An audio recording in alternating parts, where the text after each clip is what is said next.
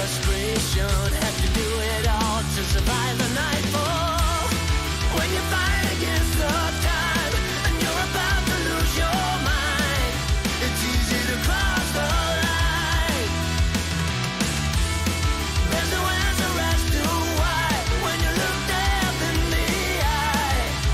Either you live or you die. You live or you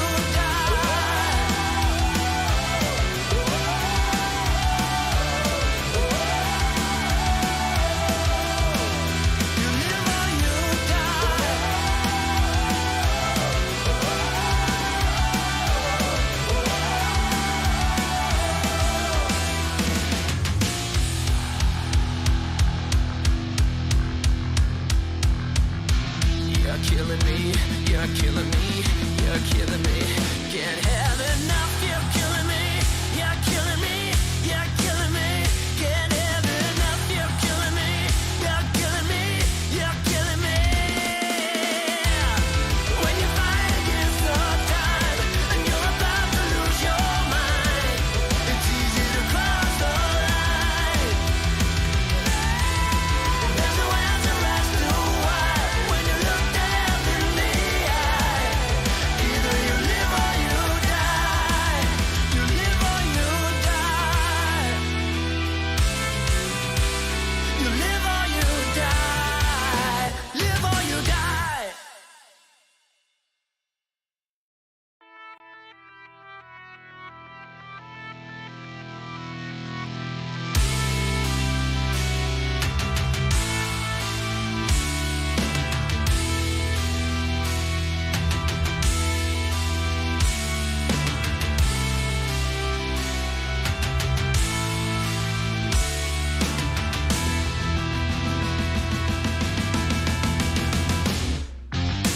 Sit back, enjoy the ride. We're on our way.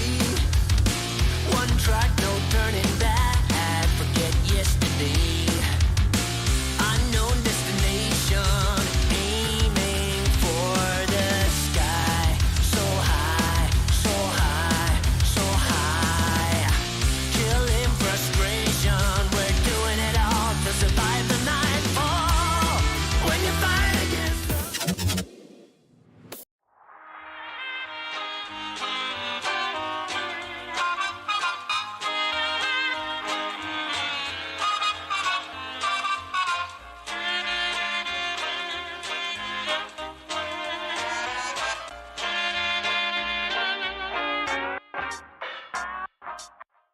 There it is. There it is. There it is right there. Very good, sir. What's up, Jim? Amazon is sending it to you, darling. Can't wait. It's 5 cent show, 5 cent show, baby. 5 cent show. Oh, yeah, I gotta get more lively. My God. They're fighting, man. Holy cow. Jesus Christ. Jeffrey, I say we keep the show running for a long time now, right? Yeah, right? Formally, I'd like to congratulate your new sergeant, Jeffrey Gamer. What? You just got sergeant, bro. Are you serious? Yo, man. Wow, man. Holy shit. To you. Happy birthday to you. Happy birthday, dear Baskin. Here we go. Holy shit! Holy shit! Holy shit! Holy shit! Holy shit! Go to it! Go to it! Go to it! What? I can go! Go! Go!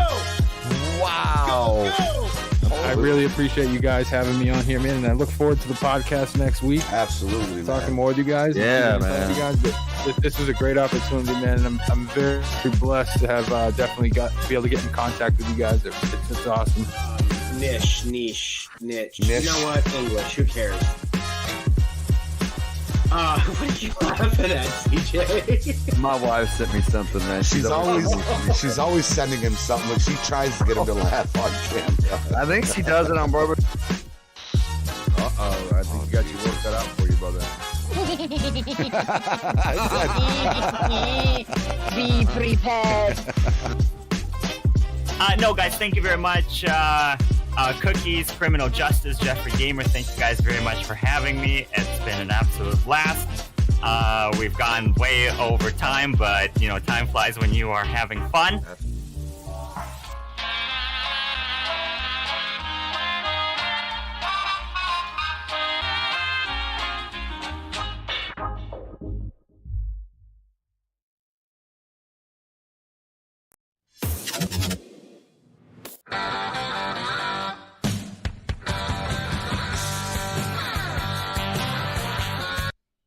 What is up, beautiful people? How is everybody doing today? That was the wrong button. I hit the wrong button, so we just went with it. I don't care.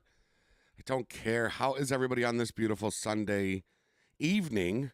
We're trying something new. We're going live a few minutes before 5 so that I can get this, so I can say hello to everybody and we can get into the studio with our wonderful guest on time because they deserve that. They deserve our attention at 5 o'clock on the dot. It's what we should always be doing. And fix the camera. What's wrong with the camera? It's behind me? No, it's purposely. It's purposely like that. You've been gone a while, Marcus. What's up, buddy? How you doing, man? Marcus Martinez. Big shout out to all of our sponsors. NTK Hulk, Riding with Antonio, Marcus Martinez, Marquise Carter, Dalton Mitchell, Charlie Dumsnell Jr., Spider Gaming is up in the house, Devontae Spencer, man. I'm doing good. I see my Uncle Scott here. What's up, big guy? Gamer J. Faden is here. A.K.A. Ashton, Stu Dorman, Cole Stillings, Tyler Morris, Thomas's World is here as well. Pablo Maldonado is here, and Gamertron, head of security for the Meet the Gamers. Blackout 101, what is poppin', dude? Welcome. Cue Ball Tech, how you doing? And Nicholas Peel is here. Hello, everybody. So today we are hosting the amazing Benzo Effect, who just hit, about a week ago, 100,000 subscribers. 100,000 subscribers. So we got him here. We want to talk to him. This is like Benzo's third and a half time being on. Twice he was on by himself. And once he was on with Opus, so we count that one kind of like that was a split show. So this is Benzo's third and a half time on the show, and we hit 14K. That's right, Riding with Antonio. We hit 14K. We're rounding 15,000. We're maybe 200 subscribers away from 15,000. So yes, we're going to be hosting Benzo. I got all sorts of questions for him. I want to know, what is it like to be at that 100K? With that being said, let's, we got about another minute before we get into the studio. I'm not sure if Benzo's going to be live. I don't think he's live on YouTube, but maybe he'll be live on Twitch. I am not sure. We got hashtag hell is up in the house. What's up, big dog? Damn, it feels good. What's up, man? What's up, Hash? A real gangster ass nigga plays his cards right. And we got Eugene Krabs in here. Eugene, I love you. I love you, and you said you would never get big. I won't. It's always going to be me, man. It's always going to be me. Or do you mean weight-wise? You're probably just mean in general, right? Oh, he will be live? Oh, nice. Nice, okay. Shavraz Pasha, how you doing? I have a sneeze that's just sitting right at the forefront, and it's not here yet. So if any of my production team is watching, feel free to drop Benzo in. There's no need to bring him in early and talk to him on the side. Benzo knows how we do. He's been here quite a few times. So you are, let's go ahead and bring Benzo in. Let's go over to the studio, ladies and gentlemen. Let me make my screen a little bigger here, and let me get rid of that right there. And let's bring, let's go over. CJ is not in his studio yet. I don't know where he is, but Matthew is there. So let's shoot on over to the studio right there. Hey, what's up, Miss Darcy? How you doing? Miss Darcy J up in the house. Smoke weed every day. Smoke weed every day.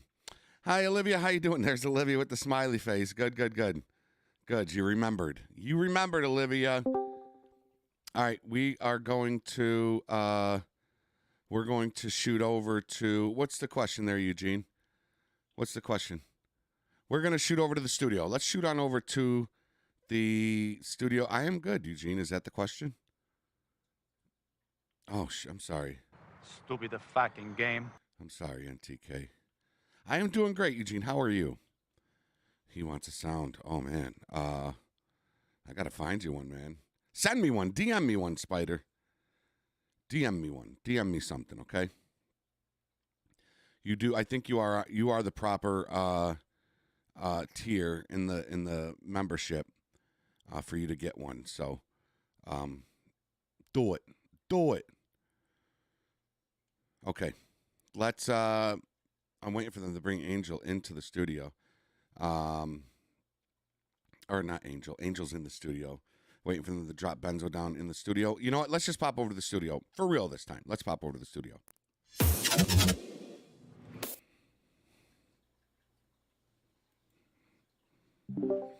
All right. We are live, just so you know. Just heads I up. know. Okay. Can I send down? Absolutely. Absolutely. We are ready for the amazing Benzo. Bye. That's Angel. Angel's absolutely amazing, ladies and gentlemen. Angel, Sneaky, Crossy. They do a lot for us. They do a lot for us. And we got Benzo's, we got his thing here. I'm just waiting to see where his camera lays him so I can put his logo over his camera. You can see it right here. We're ready for it. We're ready. Where are we going to put it? It's probably going to land. He's probably going to land like right here. Oh, yeah. Yes, I was right. Almost spot on. Hey, what's up, Benzo? Good, man. Hey, Benzo, how we doing? Good. Give I'll me be a second to get too, starting it up. Yeah, it goes. Oh, yeah. I was telling people this is Benzo's third and a half appearance on Meet the Gamers, because you had the one appearance that was kind of, it was split with you and Opus, right? Opus felt a lot more comfortable having you on here, being on here with you with him, which is pretty cool. And he just dropped, didn't he just drop? I think Opus was part of that, the holster sound. Opus and Are we ready? NH. Yeah, we're live. Oh, Okay. Hold on a second. Did he drop that one? The holster one? The holster sound? Yep, it dropped. Yeah, it dropped a few days ago. Okay, I saw that. I didn't see who it was by, so maybe he's kind of getting back into the scene. Maybe. Who was it? Jeff did it? No, Ben H and Opus. The holster sound video I just dropped. That's a mod from Ben H. and Opus is back in the modding scene. Well, it's up there. That video, that mod is up there. And what's the mod called, Jeffrey? Holster sound. It just makes us a little sound clip when you put your gun out in and out of the holster. Something new, right? It's pretty cool. There's not been nothing new coming through LSPDFR lately. It's pretty at all, cool. Man. No new call outs, no new. I'll have to check it out, man. Super simple. I mean, it's a simple drag and drop into your main directory. Boom, done. Nothing else to it. I'm not gonna lie, man. I'm pretty under the weather today. I've been congested for about the last 4 days, so I'm pretty under the weather. So if I'm not too sociable today, then I do apologize. But what's up, Benzo? It's going good, man. My hero. I can be your hero, baby. I knew it was coming. I knew it. That's funny, man. I don't know if he can kiss away your pains, though, CJ. I don't know if Benzo wants to do that. It was everything I know. I learned from him. He knows it when I first started. He was the guy. Cough and cold medicine and Afrin. Yeah. Did you know your camera's off? Man, when I first started, man, I binged watched your videos so much, man. I couldn't even tell you the amount of videos that I watched on your channel on a daily basis when I first started learning how to, mod GT5. Broke my games a few times. Everybody, you have to. That's the only way you learn. But when you first start learning to mod, and then you realize, okay, you really have to pay attention to what's going on, and that's the problem with a lot of the new viewers is they want to play this mod so bad, and I get it. It's a fun mod. LSPDFR. Hey, love. There's a beautiful Miss Gamer right there. Hello. To this is that when you're watching somebody teaching you how to put this mod in your game, you have to pay attention to every aspect of the video because, like I tell people, Hey, G4L, when what's you're poppin', skipping brother? through my How you video, doing, you're man? missing important aspects of what I'm Uncle discussing Trevor's about here. that mod. Jay I'm not is just on here. there blowing smoke and mirrors. You My know, I'm boy talking Gaming about for Life up in the things, you know, chat. What so, is up, my dude? you have to pay And the attention. beautiful That Miss was one of the Gamer. things that Hello, I love. learned as the new modder the hard way was Sentinel is when I here. What's first up, started Sentinel? watching you, I just wanted to play the mod, you know, and then finally I started learning to slow yes, my pace a Marcus, little bit, it listen to is. everything you were saying, and before you know it, Luca D'Angelo, what's up, Luca? I was modding, man. So, but yeah, it's and it's like a domino effect, man. You get one guy like Benzo who starts it, and then you got the guy that he learned from, and then you learn from Benzo, I learned from you, and people learn from me, and then people learn from them, and it just it just keeps going and going. And now we have a whole community full of people that play LSPDFR. It's pretty amazing, man. I mean, there's a handful of people I know of that started their own YouTube channel because of this right here, you know. Oh yeah, absolutely. And give me 1 sec, guys. I'm gonna say hi to everybody, and then I'll pop in here with some video feed. Okay. All right, Benzo. Okay, one sec. But yeah, man, it's pretty amazing the amount of people that come through and show love. And what's up, T Wolf? How you doing, man? Good to see you. Good to see you. Yeah, we got Benzo on the show today, guys. Mike from the Benzo Effect channel. He's gonna be on today. Robert Lawler, what is going on, man? Good to see you. I seen a new face up there. Jeffrey, I got your button put in. Did you? The one you sent me, yeah. As soon as you sent it to me that night on VC, I put it in my. I wanted to play yours last night. Damn it! You have a new one for me? Yeah, I told you that. Yeah. Oh, that's right. That's right. Yeah, I think it's this one. Yeah, that's the one. Yeah. Yep. Maybe next live stream you'll pop in and I'll. George Thorogood, man. You played that last night, didn't you? I did. I told Cooks, when I was Dangle. iPod?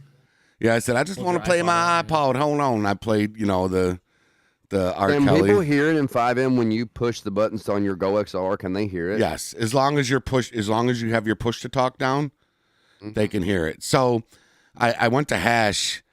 Brett Van Maler coming through with the support membership, man. I appreciate that. And he was playing that song, My Body. Yeah. My Body. I said, Hash, listen to this song I got on my I kept calling it an iPod. Those things are ancient, right? iPods are ancient, man. Oh yeah. The Shure mic, the Shure SM7B, Ashton. Brett Van Maler coming through with a support membership and Gaming for Life here. Says, I can be your hero, baby. Hashtag like Spike with a $5 super chat from Gaming for Life. And we have the sound, which I don't want to disturb you guys with these. This is the membership sound. I can be your hero, baby. Hashtag like Spike. I think it's this one. Trapping up Yes. Benzo. Remember, this is the one we played. That's a new member. You sent me, I believe, for you. Yes.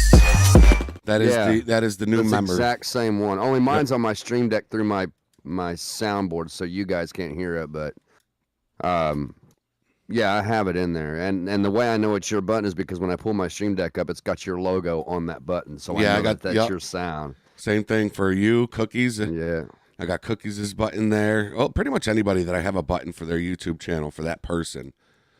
Their what's logo Cookies' is right button? there. I don't have a button for Cookies. I need one. Mine for him. is C is for Cookie. That's good enough for me. Yo, Brett, Gamer for Life, I appreciate you. Night. Yeah. Oh yeah. Yeah. I did. I bought a Blue Yeti? Oh, nice. Sorry. Go ahead. I popped into your stream a little bit last night. It was around the time you were messing with Hash with that song. It was around that time, and I stayed in there for a little bit, and because sometimes I'll come to your streams, and I just won't say anything. I'll just hang out and chill and just. I was waiting for you to come in and say hi so I could hit that. That's why I was busting your balls at the end of the stream last night. Yeah, I watched when I said we didn't see CJ in here. I'm pissed.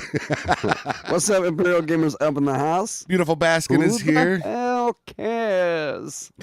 What's up, Gaming for Life? How you doing, man? Thank you so much for that $5 dono, and Brett for hitting that support membership. Appreciate y'all. We got the wonderful, big time Benzo Effect on the show today.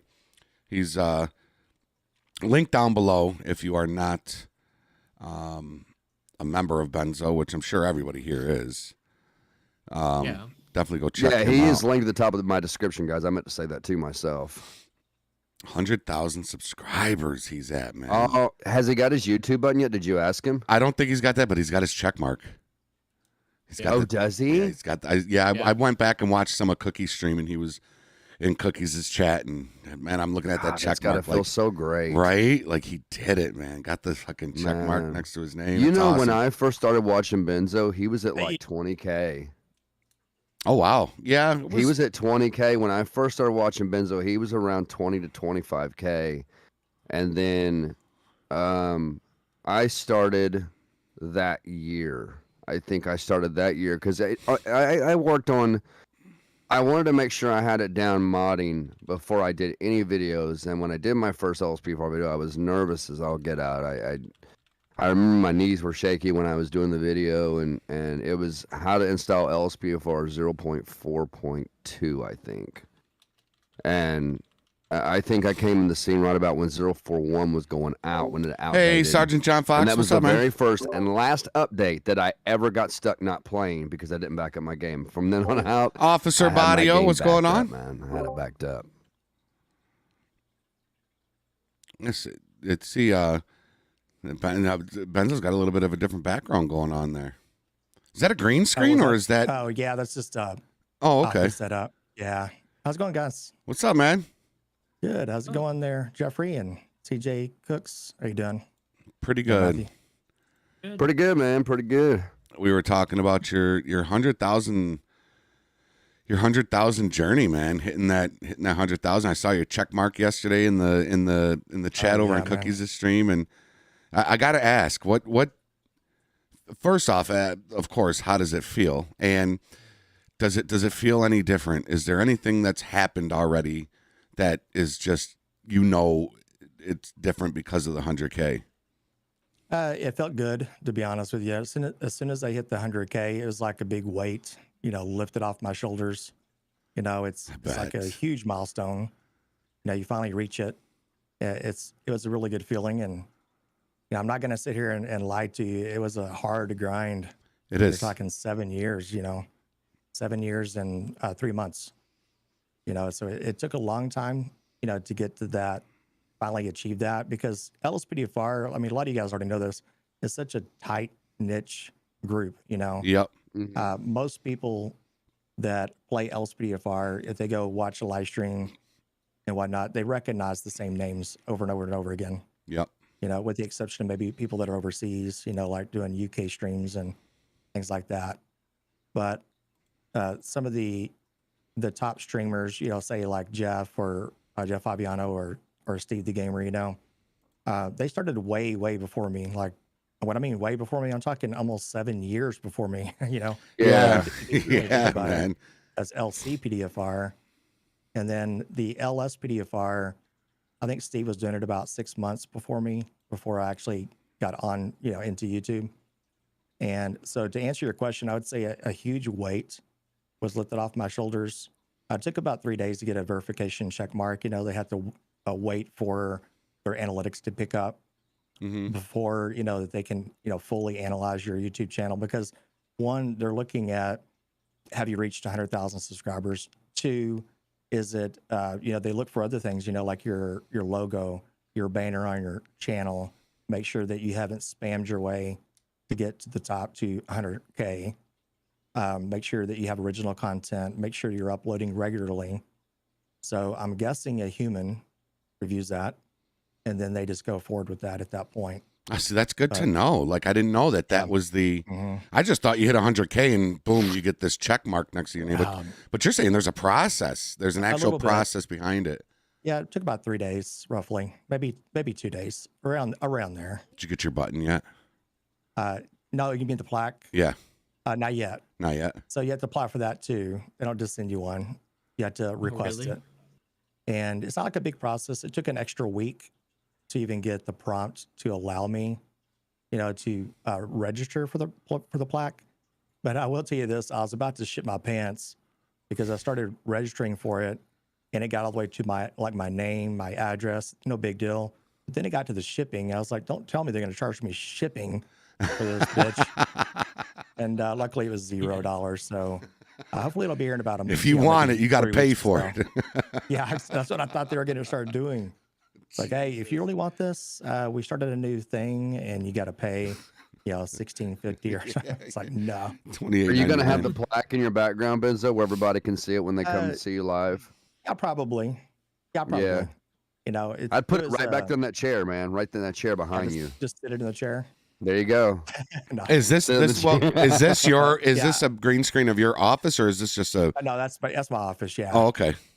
Yeah, it's got a little blur to the background, but at least it looks a little cleaner. You can see there's no clothes in the ground right now. That you can see. You just didn't you say you were rearranging your office or something like that? I thought I heard you say that in one of your videos. I rearranged. Hey, what's up, Foxtrot? Yoli is up in the house. What's up, Yoli? Socials is here. Like more of a gaming setup right now. What's going on? Lounge room or something.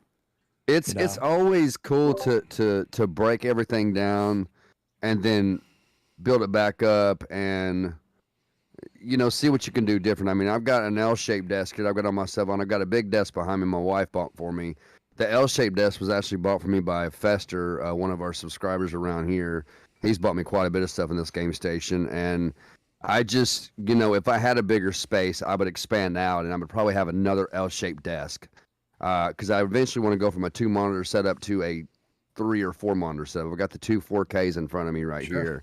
But man, I'd definitely love to have that. At least just a third monitor, even if it's just like a 20-inch, whatever, just something small. I can stand up vertically and read my chat like that, so.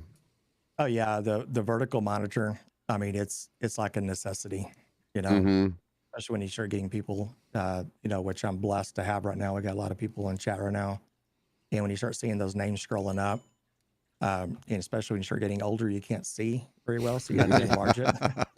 So it's right next to me, and so it's a nice feeling to be able to read those. Yeah, I know when you go live, man, you have like 130, 40, sometimes almost 200 people watching you. Yeah, it's when so you're many live people. Sometimes it's crazy. Like, So many I don't know how people. you keep up with it, man. It's hard, man. It's hard. Yeah. But Yeah, you it had is so many definitely people hard. in your chat the night you hit the 100,000. Your chat was just popping, man. There were so many people in there just congratulating you, feeling, and man. Ace Pilot Yeah. coming in there to say congratulations. That was pretty Yeah, cool. Oh, Ace did? Yeah, Ace that's popped in cool. there. Yeah. Ace is a good guy.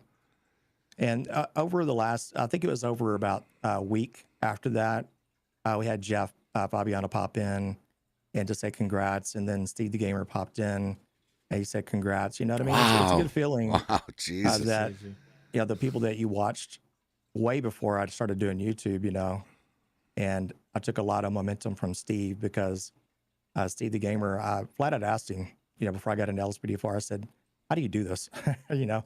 And he said, well, you got to move forward. You got to start. And one thing he did impress upon me is you got to do your own research. And so that's what I started doing. So it kind of became more of a side passion, Yeah.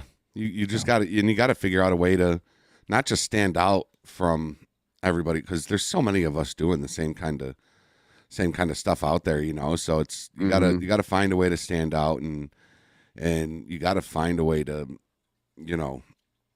be seen, but one of the questions I was going to ask you was, who is it that comes into your chat? Because still to this day, when you come into my chat, it's like a superstar coming in my chat. I swear to God, after working with you in SLRP and all the shows that we've done together and all the work we've done together, when I see you come into the chat, it still feels like a celebrity coming into the chat, So who is it for you that when they come in? I know you said Steve the Gamer, that's fucking huge, and Jeff Favinano and Pilot. Are those the guys that when they come into your chat, you're like, holy shit, like they're here? And I know y'all have seen him before. I know you have, Jeffrey and CJ, and probably Cookies as well. The Salon guy. Salon guy, yeah. He's a cool guy. Now he's not really known for gaming, but he loves this kind of content. He's He loves hardcore gamer, LSPDFR. man. He loves LSPDFR and what we do. Yeah, he's totally different from what we do. He cuts hair. yeah. He's a hairstylist. And he's got no hair. He comes to our chats all the time, man, showing He's a love. cool guy, man. He is. He's got 1 million subscribers and he pushes out content all the time. Now, Mm-hmm. he's a good example of, someone who has 1 million subscribers, but he doesn't really care if his videos only get, say 1,000 views. He puts out another one. He doesn't let that hold him back. He just keeps on going, Yep. And if you looked at his trailer on his YouTube channel, you should check it out. If you haven't seen it, go check it out. Yeah, his Because trailer. he's had some. Yeah. He's been on TV. He's been all kinds of stuff and Pootie Pie. Yeah. You know, Oh yeah, he's mentioned David being, Dobrik, all them. David Yeah, Dobrik's whole so- crew, and yeah, he's met some celebrities, and he was one of the guys that literally is a celebrity. built his salon guy. brand, He built really his is. brand from the ground up. This is somebody that didn't just get shit handed to him. He like built his shit from the ground up. So that's respect for that. That's hard work, man. It is hard work to, like you said. I mean, 7 years to go from 0 to 100,000 subscribers. It's Yeah. huge, and it's a lot of work, while being a father, a husband, a full-time, more than Yeah. full-time with overtime, right? Oh, yeah. It's not easy when you have that all those other aspects that you have to keep going with. It's tough. Yeah, it really is. I mean, I'm not going to downplay it. It became kind of like a passion of mine, a long time ago. Thank you, Joshua. I've made a lot of Thank you. good improvements over the years, obviously. But when you Yeah, first start Benzo out is doing live. this, Yep, it's he's live. Rather discouraging, He is when you're gaming for life. He when is I first pretty started awesome, out dude. Getting maybe 10 views, maybe one. Hey, or two socials, likes, what's up, man? and that's it. So it's a lot of trial and error, and it's a lot of getting pissed off, at YouTube, usually YouTube, right? But you have to kind of learn the YouTube algorithm. You have to learn how YouTube works. And then most importantly, and you guys already know this, but we still make mistakes, is learn how the YouTube viewer works. And that means they don't want to hear drawn out shit. They want to hear right straight to the point. They want to know what the video is going to be about. I still make mistakes. I love to talk. But Yeah. I have to cut that shit out of my videos. I have to trim them down. I have to get straight into action. I have to, all these other things. And so I'm still learning. But most people that watch LSPDFR, they don't got time to watch you, get dressed. They don't have time to watch you to get on patrol. They want to see the start of a patrol, almost like a live PD episode. You know what I mean? Yeah. That was So was that's the way me. you have to treat it, That was me when I started my channel, dude. Something as easily installing keep the doors open, a 38-minute tutorial, and it was just, so I've definitely worked on that a lot, and I could probably work on it some more, but but you're right. I mean, people they wanna just get in it and go. And when you were talking about making mistakes, dude, today, CJ, I didn't tell you today. I was going to do a video, and OBS had an update. So I clicked update. Let me update it. Yada yada yada. So it updated, and I keep my OBS on another monitor. I'll hit start recording, and I'm working on my main monitor. And then I got the video all recorded. Pull up my editor, drag the video, drag it into my editor, and I put it in to preview it.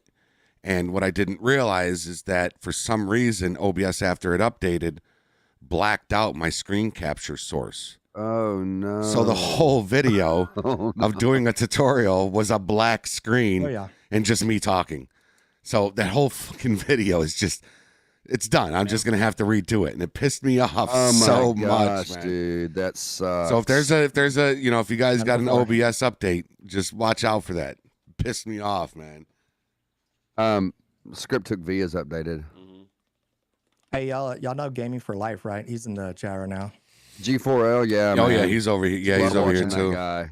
It's like good tutorials. He's learned a lot of things over the years, too. Yep. Yeah, he's got some good content. And he draws a strong crowd, too. When he goes live, that dude draws a strong crowd, man. Hey, he's up there, over 50,000. He's halfway there. He's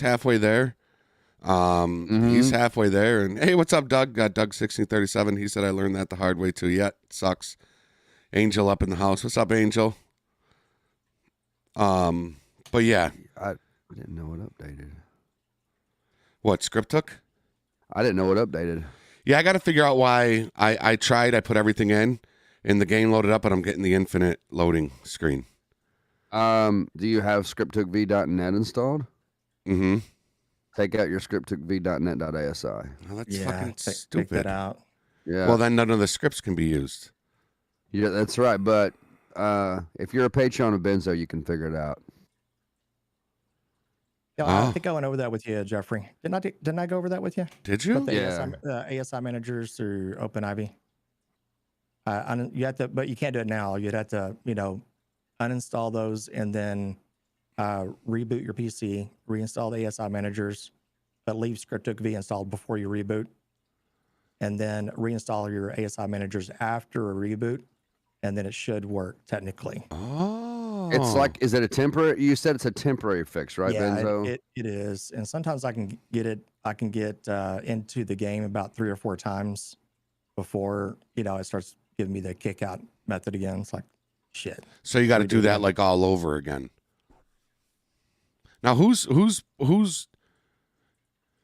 don't want to say responsible for it, but who needs to fix their code to get that to work? Is it Rage? Is it LSPDFR? Is it Rockstar? They're going back and forth, man. Yeah, they're going back and are. forth with it. They are. They just don't. Those two, they just for some reason don't get along. I don't know what it is if they're butting heads, but scriptcookv.net and Rage. They just one of them has to fix it. I'm gonna almost say it's Rage because I talked to the guy at scriptcookv.net and I went and used scriptcookv.net on a clean copy of GTA 5 with Simple Trainer, a few scripts in my folder, no Rage plugin, has the game fired right up. Right? What's up, JT? But the minute I use it with Rage, we got Zach up in the house. Newman Gaming is here. What's up? What's up, fellas? Something along How the the lines fuck of Rage don't you plugin not hurt know that relative there's problem. I'm almost betting 13,567 notifications? That video was hilarious, Doug. That video was hilarious. And Cookies is gonna say something. Go ahead, Cookies. No, I just was gonna say, yeah, that's probably what it could be, especially if it's not kicking him out, once he does a clean. Doug, I want to show you something. Could be. Here's my common folder. But, more than likely, it's gonna be Look right here. The reason. More than likely, they just don't like each other. The Rage Hook and Script Hook. We all just got to get along. We need them We to. all just, we all just get along. Yeah, let's fucking go. Honestly. Don't show him here. I did want to. Sorry. I did want to bring up a plugin. I actually talked to Benzo about it last night when he was in my chat. The new body cam script. I don't know if anybody has played with it yet. Actually, you just dropped the video on that, didn't you, Benzo? Yeah. Yep. Yeah. I played with it a little bit. It seems pretty good. Cookies, go ahead and tell people about it. Yeah, I mean it's really nice. It was just released 2 days ago or something like that. Was it? It's a new body cam plugin. Yeah, it's a new body cam plugin. It activates when you turn on your stage 3 lighting. I'm still using the old one. Oh, it turns on when you activate your stage 3 lighting. It turns on. So it does a whole bunch of different things. Yes, that is really? one of the Check that out. many things that it does. That's pretty dope. Yeah, so it activates when you also pull out your gun from your holster. It activates. Ooh. Plays the sound. Turns on when you. Oh god. No, I was gonna say like the beeping sound. It does like the actual Axon beeping. Hey, sound. what's up, Arsenio? What's popping, dude? Yeah. Stage 3 lighting. Good to hear, Newman. What's up, Sang? What's up, JT? Trying to look here. Who made it, Cooks? Who came out with that plugin? Sergeant Nighthawk. Yeah, Sergeant Nighthawk. Oh, the same guy that did the old one. Like he just updated it. I'm not sure which one he did before that. So I have the old body cam. I did a first person body cam patrol last week live, and oh, you mean the real body cam, like the overlay? Yeah, yeah, that's by Sebo and Scars. Yeah, that's who it is. Yeah, it's more of an RP immersion with sound. Like you may have seen some body cam footage, like if they put their lights on, stage 3 lighting, or if they take their gun out of their holster, it turns on the body cam. But it's all sound related. You know what I mean? Okay. So it's not. It's a small plugin, but it has a lot of potential that it could be bigger. And exactly, I mean it's beta. I right agree, now, so JT. maybe, 100%, I agree. Months down the road, even if that, he might even add something similar to that. Who knows? It's got a lot of potential. I thought I lost it's in sound beta for a right now, second. but But it's available for download and use, right? yeah, it's right on LSPDFR's website. I might have to check that out. It's called Axon Signal. Yeah. Okay. Axon Signal. Check that out. I saw Cooks. I saw you showing your setup last night during your stream. I went back and watched. I usually go back after patrol. I'll go out and, hey, Arctic Viper and Christian Gamer, what's going on? I'll go out and, you know, I'll have a couple prayers and kind of go back and watch people's streams. And I saw yours where you were showing your setup there, man. Your setup is looking fucking amazing, man. It is. He's got monitors like a dispatcher. Yeah. Yeah. Oh yeah. Like 4 monitors. Yeah. Yeah. He's destroying me in the monitor game, man, for sure. That's cool though. Yeah. Look at him. Jesus. Set a dispatcher. 911. What's your emergency? Yeah, that's exactly what it looks like. How many monitors you got, Cooks? 4? Telling you, there's 15-year-olds out there that would 5 kill for that. Dude, they would kill to have that setup. Oh God, would they? Look at them. I only have 4 ports on the back of my graphics card though, so the 5th one's plugged into this PC. You got 2 PCs running? So do you have a 2 PC streaming setup like I do? Like you got the. Now how are you running? How do you do yours? Are you doing yours with a capture card? Because I've got mine running with a capture card. I don't have a capture card yet. Cause see, my gaming PC, I've got. Go ahead, Cooks. Go ahead. The only thing that this one's being used for right now is for my chat. That's literally it. Oh, okay. Because see, mine, the way mine's set up, I got the HD60 capture card, right? I've got the one built into the gaming PC back here, and then I've got the external one that I had that I bought a few years ago.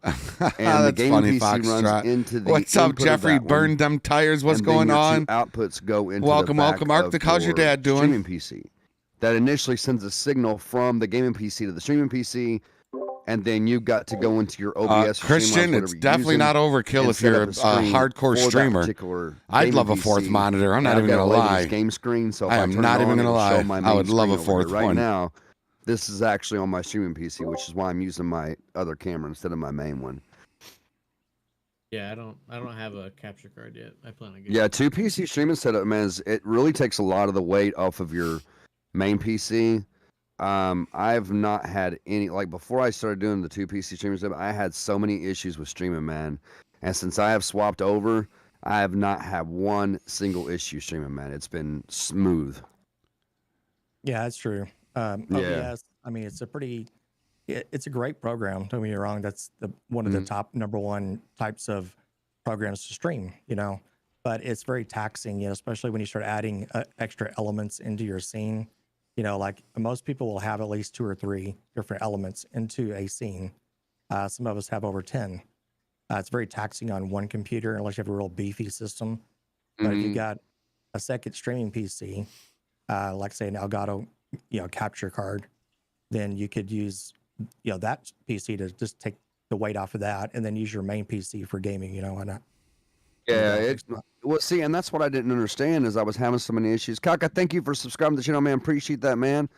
That's why I didn't understand, because my PC back here, I've got an i9-12. It's got an MSI motherboard. It's got 32 gigabytes of RAM and a 3090 graphics card. So I don't know why I was having the issues I was having. It was just would not do it. I don't know what it was, but I'm glad I went 2 PCs because it's done me a lot of good, a lot less stress.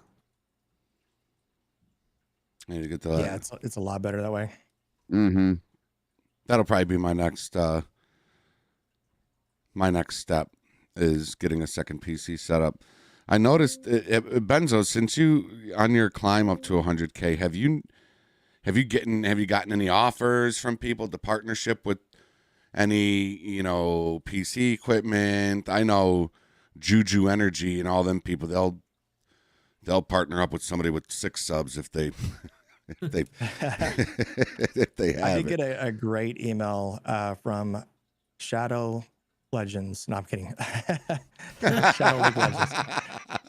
No, actually, I got those back when, I mean, I think anybody could pretty much get those, you know. I'm not knocking them because a lot of big YouTubers have done was it Shadow League Legends? Is that what it is? Yeah, the one that's like, oh, it's really like the ad. It's not different from the ad, you know. So, yeah, I'm sure I've never even bothered to use them.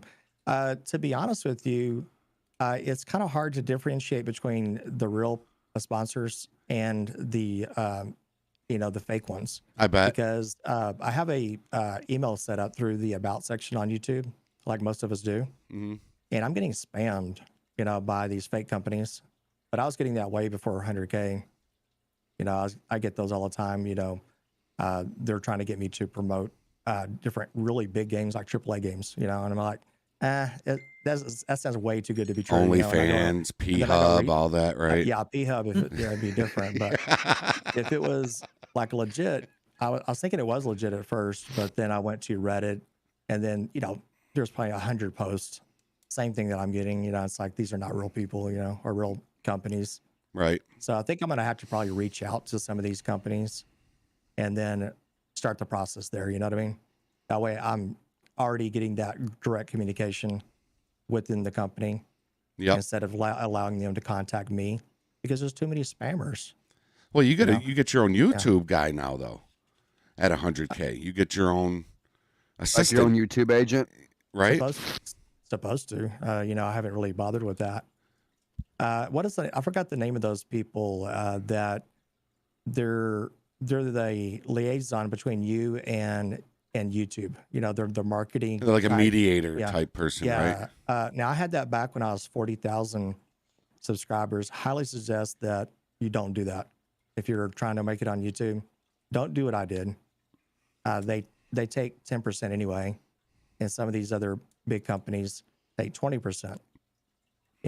So it's kind of up to you guys, but I try to stay away from that because they take your earnings and they don't really do anything for you. They don't promote you like they say they do. And I made a big mistake using them for like 2 years, 3 years. Wow. And so. And YouTube bumped up their share too, right? Didn't YouTube bump up their share now? As far as I know, it's supposed to be still 30%. Is it 30? My son was telling me it went up to 40 or 45, or it's going to, or something like that. And then I got a buddy named Sean, socials. He's constantly asking for contracts. I'm kidding, Sean. Yeah, he was. Socials was just over here. He said, "You must be running out of gas. You keep bringing this guy on." I know. I've known Sean for a long time, long time. Yeah, no. And, but he does help a lot behind the scenes. He helps a lot with Instagram and stuff like that too. So. Oh, nice. Is he like a? I don't want to get into your business here, but is he like an assistant in a way? No, he would never. If I called him an assistant, he'd probably quit beat tomorrow. Well, first of all, he's 6'6" or whatever the hell he is, and the big dude. Do you know him in real life? Is he the guy that you were talking about? You talked about him in one of your videos. I don't know. There was a guy that you said you work with. You're talking. I don't really work with him, but I just known Sean for over 20 years. Oh, okay. Yeah, and he's a good guy. He lives in Florida, so. But we've played games together, since I've been married. It's a long time, and so but he's a good guy. And he does offer to help a lot. He knows a lot about stuff behind the scenes, and he knows a lot about technical stuff, a lot about stuff that I don't know about. And usually I, ask him, how to do these things, and he knows how to do it. So that's pretty cool. You got to have people in your corner, and while you grow. And it's an awesome thing to have. Just people that know different departments and stuff that you don't know, right? And did you notice a jump when Jeff Favinano, when he shouted out your channel and was telling people about how your mods and that helped him? Did you notice a big spike in your? Yeah, I tell you, it was a good. It's almost like the, like I don't know how to describe it. It was about 3 weeks before that, before Jeff even, gave me a shout out, for example. I got a huge surge in subscribers. And so that was nice to kind of like a slingshot, Yep. And that's what happens with YouTube is if you get a little bit of momentum, anytime you get a momentum, you got to, keep pushing. And then hopefully you get a really good little bit of content out there that people take notice in. And it just happened to be perfect timing with a good short that I released. It was just crazy. You guys would just flip your shit if you realized how many freaking subscribers that I got from one short. It's ridiculous. Yeah. And then on top of that, it was around winter break or Christmas break. So I had that going for me. A lot of people were at home. And then I was watching Jeff Favignano doing his flight simulator, 7-day live stream. I watched that. I was popping in and out of that too. It's crazy. I did the same thing, and I've known Jeff for a while. Hey, and what's we up, talked through Benjamin? Twitter on a rare occasion, but we would talk through Twitter, and then he saw me in there, and it was just perfect timing, Jeffrey, that I just happened to be there, and he asked me. He reached out to me and said, "Hey, I want to get back into LSPDFR. Can you shoot me over what's in, that is not outdated? What plugins work? These kind of things." He goes, "I'm out of that scene. I need to kind of know. If you wouldn't mind helping me out with that." And then I put together a fucking book, a War and Peace novel for him, with all these links and stuff. But it took about an hour and a half to even put it together, and then I sent it to him through Twitter. But I had to link it to my Gmail. Because it was too big to link. Right. Twitter wouldn't allow me to post it. So I had to link that document, basically. And so I used that document. So It had to have been fucking crazy, though, dude. You're sitting here writing this book for Jeff Favinano, man. Like, that's huge, man. Yeah. That is huge. And the good thing about it was he's Hey, already what's done up, it before, Crossy? So you could What's going talk on, to man? him on a different level than a regular tutorial. So you just go straight to the meat and bones of it and tell them exactly what mods work, which ones don't work, which ones are great, which ones suck, which callouts are good, which callouts are working, which callouts suck. Stay away from these. Use this, use that. That's what he wanted. He wanted straightforward, He's a busy man. He don't have time. That's right. There's Salon Guy right there. What's up, Salon Guy? How you doing, man? We were just talking about you. Good things, of course. Mostly good things. I was going to say, it was good. How you doing, Salon Guy? It was mostly good We were just things. talking about you, Salon Guy. Back it up about 30 minutes. Fucking bad about you. Oh, my gosh. Cookies was saying what kind of, loser you were. I'm totally kidding. He wanted the same hair as you. Yeah, Loves your Cookie said he's gonna hairstyle. shave his head. He said, I really want to do an honor for the Salon Guy.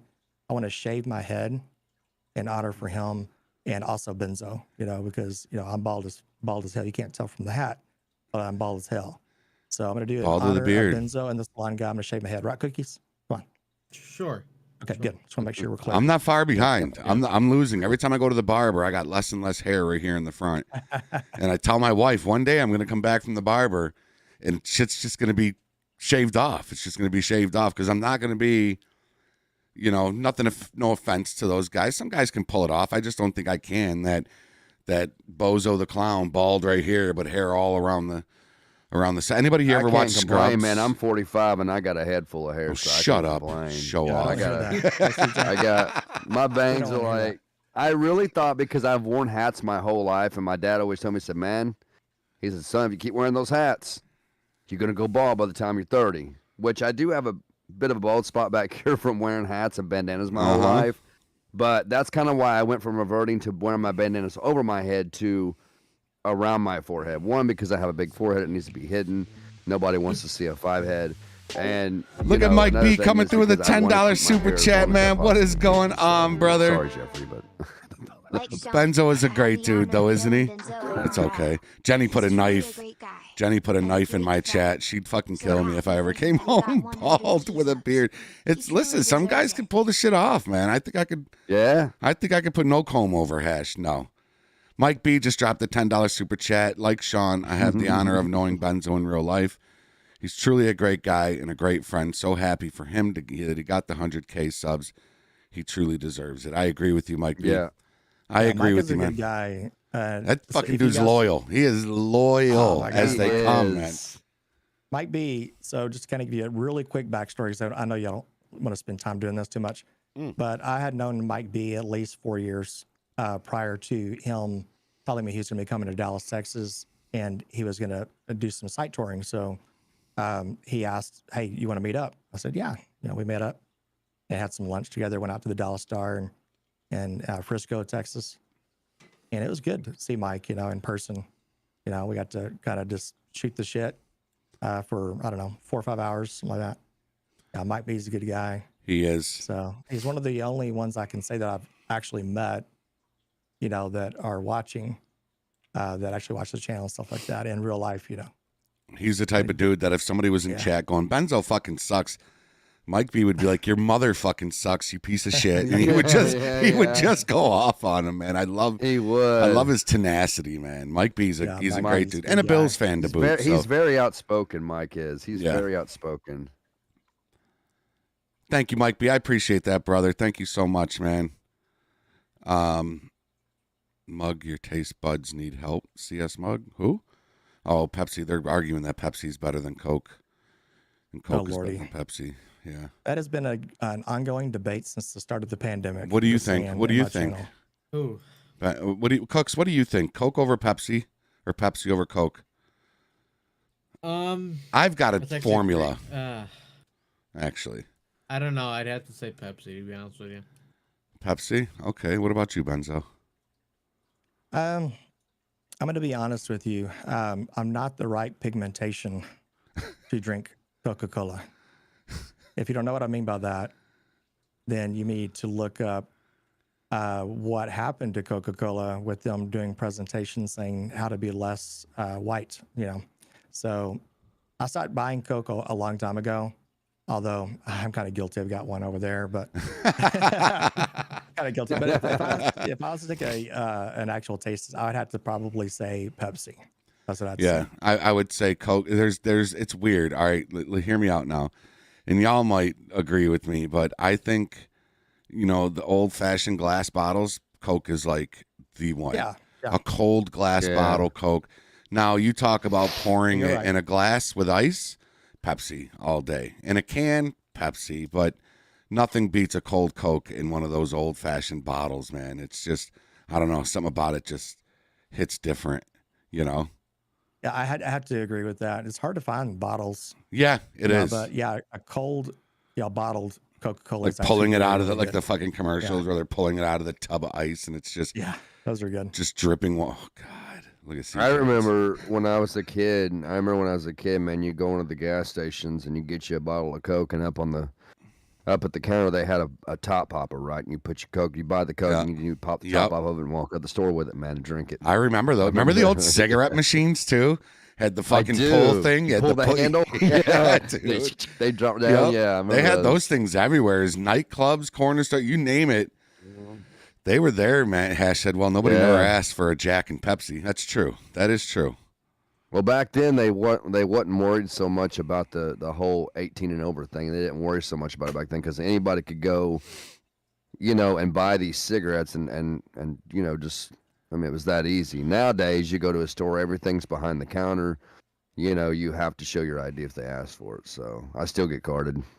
Do you? I still get carded. Yeah, people still card me. I'm like, dude, I look at least over 30. I mean, come on. Yeah, I think some of the stores say they ID at every age, like any age. I guess if you're like 90 or something like that, they'd probably be like, I can do that. Well, Wegmans by law they have to. Their rule is not by law, but by Wegmans rule. I don't know if some people in here. I know Cooks. I know you know what Wegmans is. It's our local grocery store. It's our big grocery store, Wegmans. And by law, actually, they don't sell cigarettes anymore, but alcohol, they'll ID you if you look 90. It's their rule that everybody that buys alcohol gets ID'd. It's crazy. Or even if you buy a can of air. They can get fined for that and lose their job or their license or whatnot. They can. Well, it's not the law. It's not the law that you have to ID somebody that's obviously 90 years old, but it's a Wegmans rule that they're just like, no, fuck that. I don't care who you are. If you're fucking in a wheelchair, half blind, 120 years old, if you come in here and buy alcohol, we're IDing you. That's just that's their thing. Crossy, how you doing, bud? Yes, they do. JT says he's a recovering Pepsi holic. Anybody got any questions for Benzo? Go ahead and throw them in the chat, and we'll try to get to them. And if we can't, I'll write down ones that I'll think he wants to be asked. Yeah, absolutely. Another guy I think you guys should think about having on y'all's show eventually. I think he said it's about having some dental surgery right now, but later on is a modder by the name of Echo, ECHOOO. Oh yeah. Yep. Echo. He's done some really good mods lately. Yeah. And he'd be a good one. He's really active. So he'd be a good one to have on here. He's actually one of my staff members in the Discord. Echo's cool as shit. Same person? Huh? I didn't know that.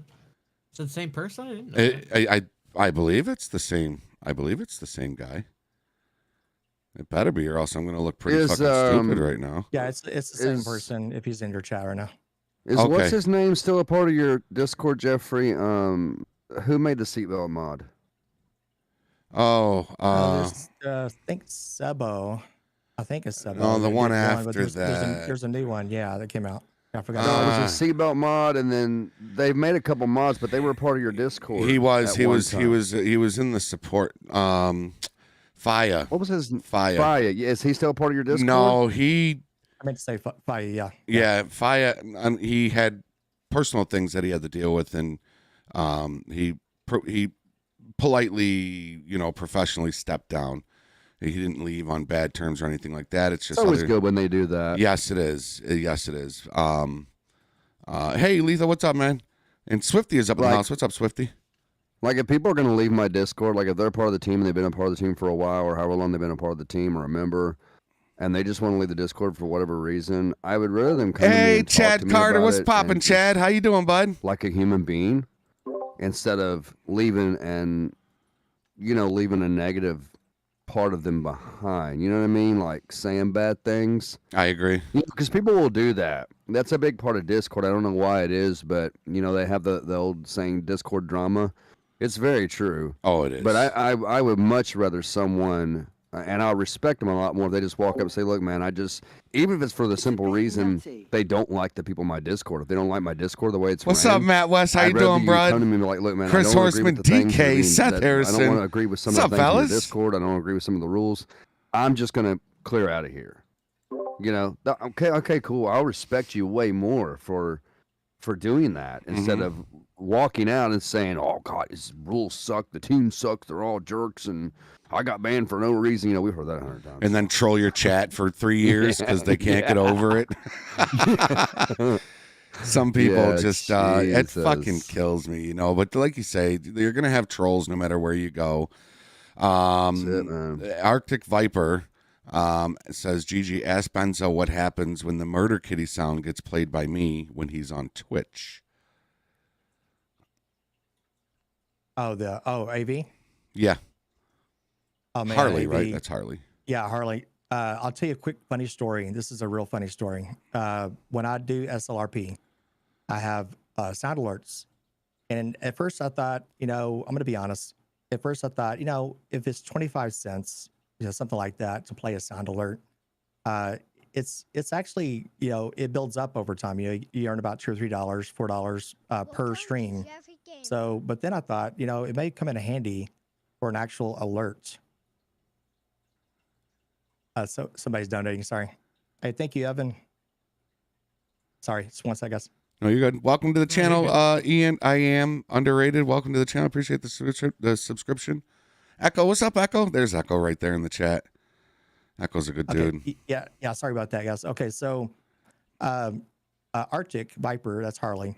Yep. Has played the sound alert. Now, granted, she'll tell you, she'll be the first one to be honest. She has scared my ass many, many times because it's a real, mountain lion sound. Yes, I mean, it's legit. Scared the shit out of me many, many times being out there in a traffic stop. She knows when to do it, where to do it, how to do it. And then she has saved my ass many times. It's like I've got my gun in my holster and we're just kind of out doing a traffic stop, which really shouldn't have your gun out of your holster on a traffic stop anyway, unless it's, needed. But she gets me on my guard and she saved me at least twice, maybe 3 times with that stupid little sound alert of the mountain lion. And I've managed to cap a couple of mountain lions because of her alerts. Because of the alert. I've seen the panic tone get you a couple times. Yeah, geez, man. I seen your short where it was a Twitch alert or something, and the panic tone went off on your Twitch. And he actually called dispatch. It does. I'm gonna be honest with you. It doesn't get me as much anymore. For one, they changed the panic tone alert sound. So if I go back and add that, I might add it back in for fun. But that YouTube short that I did, it was a legit thing. It's 2:00 in the morning. I added it in there. I was just throwing shit in the alerts. Didn't really think much about it. I was like, that sounds kind of cool. Threw it in there. I didn't stream on Twitch for a week later. And then you got to remember, 2:00 in the morning, your brain's not thinking what you did because I was running on fumes at the time. And then the stream happened, and I think it was Taco Killer, which is Matt. I've known Matt for a while, and he did this sound alert for the freaking panic alarm, and it was exactly the same one we were using in the server at the time. So that's where you see me radio and dispatch, and it was legit. You know, it scared the shit out of me, and it's like, why isn't any deputies going to this? You know, or why isn't there a call? Yeah, I figured it out. That was great. Manuel said, "Tell Benzo to stop killing them kitties. They just want a hug." It got to the point where Mark said, "Stop calling them murder kitties" over the radio. Yeah, I've heard that many times, and not to Benzo in particular, but everybody was calling them murder kitties, and yeah, I know it kind of takes away from the RP elements. Yeah, and stuff. Mark's in my chat right now. He just donated. Oh, did he? Thank you, Mark. Yeah, Mark's a good guy. Yeah, it's kind of funny. Mark, he likes to maintain proper radio etiquette, right? So there's certain things that we got to do or say or not say, over the radio. Try to keep it as realistic as possible, But one thing Mark does stress, and Cookies and CJ, definitely Jeffrey, he knows all this, is to keep it short and sweet. Yeah. So, like if you're on a traffic pursuit, if you're in secondary position, it should sound like you're reading a newspaper, short and sweet. Yeah. Yeah, and you just give out locations. Hey, what's up, Sheriff? How you doing, bud? YouTube short on that as well. What it's like for a realistic pursuit. What is a pursuit like on a realistic 5M server? And so if y'all haven't had a chance to watch that, give it a look. Doug is in there. Luke is in there. And also Patrick's in there too. So we're right. I mean, that video is on point. We were on our game that particular one, and the guy we were chasing after, his name is Brett. Some of you guys may not know him. That's in the chat right now, like Jeffrey or Cookies or CJ. But Brett Van Miller, 430 now, serving 434. Go on pursuit every fucking patrol. Every patrol. I'd be walking around like a fucking cowboy. Yo, Mark, thank you so much, man. Thank you, brother. I appreciate I just watched that short of yours too about the realistic pursuit of 5M. I just watched now that, serving 434. Had fun making Clint that. Cataline, what's going on? Those kind of things I love making. That was good. I enjoy I like that. doing that patrol. It was a lot of fun. And I love, if y'all ever make shorts, make sure you go to the actual comments. Don't go to the description. People never read descriptions in the YouTube shorts. People don't give a shit. Go to the pinned comments and then say, something like, thank you for watching. And then go ahead and pin it because people are going to ask you. That's a good idea. They're going to ask you, where did this come from? What live stream? And then you can link it, Yeah. That's a good idea. That's a good idea. Oh, because I do my, because me and Jeff were talking about how people don't look at the description on shorts. But there's a way you can see it. I mean, when you go to the short, like for me, if I'm on my phone, I've got the iPhone 11. So if I go to a short on my phone and I hold it down, if I hold down the short, a little black box will pop up and say description and then report posts and all that good stuff. And you can click description and it opens it up. So, but yeah, that's a good idea. I might do that from now on. I have one more thing I kind of talk about real fast. Y'all know who Jedediah is, right? Mm-hmm. Yeah. Oh, yeah. See? He's famous. He's makes killer cart packs, man. So, another thing, if you guys want eventually just an idea for Meet the Gamers, if Jed is down, I don't know how Jed feels about this, but I'd love to get him in here. He doesn't have to show his face. I mean, Opus 49 didn't show his face. He could turn his cam off, but I'd love to get Jed's opinion on things. He's pretty brilliant when it comes to modding. And he sent me over a lot of packs, sometimes during, for his Patreon releases.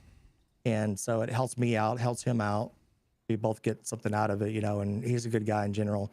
And then plus he's 6'9", Oh, and he's wow. Damn. a police officer. Actually, I'm sorry, 6'11", right, Jen? Of course, I'm teasing with that. He is tall, though. Tallest police officer I ever heard about.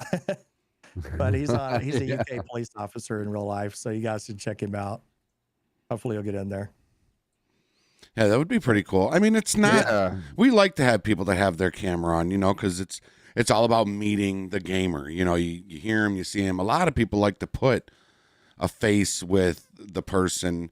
Like G4L. I've watched so much of Gaming for Life's stuff that you just get curious to just know who the person you've listened to, watched for so long looks like. Same thing with Mark. When he when he showed his first time was at the Meet the Gamers LEO edition, Mark showed his face. He did a little face reveal right there in the camera, and it was. I'm gonna be honest. Mark looks younger. He looked younger than I thought he did, or sounded like. Yes, I agree. Mark. I agree. Be honest, I expected an older guy, and then he got this young face. I was like, damn. He's more handsomer than I thought. He looks younger than me. He does. Actually, isn't he? No. Mark says he has a soul of a 72-year-old. Yes, I say the same thing. My wife can't stand it when I'm walking around the house, cleaning up the house, listening to fucking Sinatra and the Rat Pack and all that. I'm just a huge Ray Charles. Love Frank Sinatra, man. Yeah, Ray Charles. Just love old music. You'll never get it again. This shit is garbage. Music. No, that era is gone, man. That era is gone forever. It was a great, back when Ray Charles was playing. Man, he was the prime of his time, man. He was an amazing musician. If nobody out there's ever seen the movie Ray, played by Jamie Foxx. Oh yeah, that's a great movie. Oh my God, dude! And in the movie, Jamie Foxx wanted to know what it was like to really be blind, so that he had the producers. I can get around more than a 72-year-old Mark. Thank you very much. Special glue until he steals your door. Obviously, but the whole movie, his eyes are glued shut, so he could really feel what it was like to be Ray Charles. And for them to pick him to play the young Ray Charles that he did such a good job. Like, he talked like him, walked like him. It was I went and seen it when it came out in theaters years ago, and Jamie Foxx is an amazing actor, man. He's great at what he does. They left him for lunch one day, on the set. They forgot that his eyes were glued shut, and half the set went to go get lunch and just left him sitting in a chair. I heard him say that in an interview once. Mark is over here talking so much shit right now. João Vitor, I'm talking about Brazil, sends a hi to the Brazilians. Hello, Juto, Jutao. Gus Spring, I'm just going to call you that. If that's okay. Because I'm a huge Breaking Bad fan. What's your favorite show? Go ahead, Cooks. No, I was just going to say, so I know someone asked this in my chat last night, and I know Benzo saw it. So someone wanted to know, and I'm sure a lot of people. Bye, Mark. Love you. I know you've already said it before on previous Meet the Gamers, but people want to know how Benzo effect, the name, became a thing. Oh yeah, I'll talk about that real fast. So the PG rate, the PG rated, rated. Yeah, we'll do the best we can. So a lot of people know the term, benzo is short for benzodiazepine. But it really wasn't based off that necessarily. But when I was in the ambulance, I've been on the ambulance in a long time, but when I was in the ambulance, we worked as, medics, and we would have a lot of backward talk, between me, the other medics. We had a lot of banter back and forth, and we would use keywords and cue words, to describe an event. And a lot of times, we try not to do that. We never do it in front of patients. Okay. A good example of that is the word, and a lot of people know this in chat, is the acronym DRT. DRT is dead right there. Yeah. So, and then I can't remember who suggested DRFT. I'll let you kind of guess what that means. But DRFT, but regardless, so what we do is in the medical field, a lot of times we refer to as someone who was very blank. Hey, Erica. Hey. Was very zoned out. What's up, Big Jess? Those are the calls, and a lot of times where people were either not really overdosed to the point where we had to rush them to the emergency room, but it was like more of a like they're stoned or something. So a lot of times I would warn the other medics and I would tell them, you know, it's a benzo effect, you know. So I like that. And then plus there's a TV show called Cabanero Effect. You know, Cabanero, if you have ever watched that. Oh yeah, the Cabanero Effect. Awesome show. It was more of it's a magician. They have things set up on scene, and Cabanero would pretend to be like a checkout cashier or whatever. And he would set up the scene, set up everything, and then he'd have real people come through. Hey, we And love then he you would do, too, like, Guto. You know, magic, if you will, you know, magician, right? He would do these things to these people as a prank, but it wasn't like malicious or anything. It's just the people were like thinking that, you know, like, what the hell am I watching? What is this? how am I, this guy, he has something floating here. Nobody can see this. And then like, when someone would look over, like, for example, if he's doing a prank type of thing, it'd go back to normal. You know what I mean? So he had that. And I loved Cabanero Effect. And so the word effect kind of came from that, mostly was that. So Benzo Effect came from that. So I'm going to be honest with you guys. I never talked about this before either. I talked about it with Sean, is that a lot of times your name on YouTube, if people look up your name on YouTube, I have this kind of goes against me, which kind of sucks, is the word benzo. So if you type in benzo, my name will probably pop up because of YouTube, right? Mm-hmm. But also what will pop up is, you know, how to handle benzodiazepine withdrawals. You know what I mean? I don't like to be associated with benzodiazepine withdrawals. You know, so it kind of sucks that my name is associated with a freaking drug. But Yeah. I built this name based off of the benzo effect. And who It's knows? Maybe fitting down the though, because line, you're in you never you're in the know. medical field though, right? So it's kind of it's fitting, and it's a one of a kind name. Like had I known I was going to stick with this and get as far as I've gotten, I might have made a little more effort in my name. I might have made a little more effort into my name. I don't know. I just didn't think I was going to stick with it and get as far as I gotten. But I mean, it's, you know, it's part of me now. I would never think about changing it now, but would I have thought of something a little more catchier, something a little more original? Yeah, absolutely. But, you know, it is what it is. But Benzo Effect, you hear it and you just know. You automatically know, you know, so. Yeah, I mean, I'm gonna say it right here and right now. I mean, it is nice. The plaque is always going to say benzo effect, but don't be surprised maybe the next year or two if you see the word effect still in there, you know, because I like that.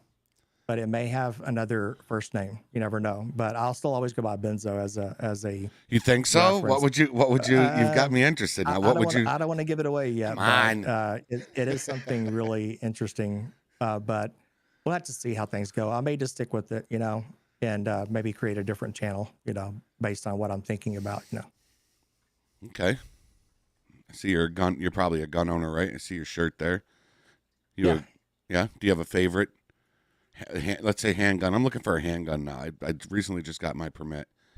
Well, the Glocks are always good. I've been looking you know, at the Glocks. Yeah. They have some smaller weapons as well, you know, different size weapons, different calibers. In Texas, you know, we have to always think about, say, what will fit good around my waist. That's how we make our decision. Caliber is definitely up there because, you know, a person can live through several rounds. And so a 22, for example, is Hi, not a Jasmine. good self-defense, you know, weapon at all. Right. You know, it's not. In Texas, we're allowed to carry, you know, if you have the right type of, you know, license and you're in the right circumstance, you're allowed to carry and things like that. At home, it's always the best weapon of choice is always the shotgun, and usually like say buckshot, birdshot, you know, these kind of things. But nothing beats the sound at home is the good old cocking of the shotgun to get people's attention because that's universal. yeah. Whether people speak Spanish, whether people speak German, it doesn't matter. They hear that sound. Is universal. That means stop where you are and run for your life. It's bilingual, right? That's a bilingual sound and right there. Everything happens in Florida. So like I said, in Texas, we look for obviously guns, stopping power, but more or less what will fit inside my, the holster, what will fit Yeah. in the back of my pants. So I take it you're a concealed carry. Is it hard to get a concealed carry in Texas? Like here in New York State, it's a bitch, man. You got a 40-page application. Yeah. In Texas, they hand it to you at birth, actually. No, I'm kidding. I'm totally kidding. They have to do background checks and all that. Stapled to your birth certificate. But you can get through it pretty quick here in Texas and Florida too, from my understanding from Sean, is that you can get through the process really, really quick in certain states that are more licensed to carry, Is Texas a stand your ground state? Yeah.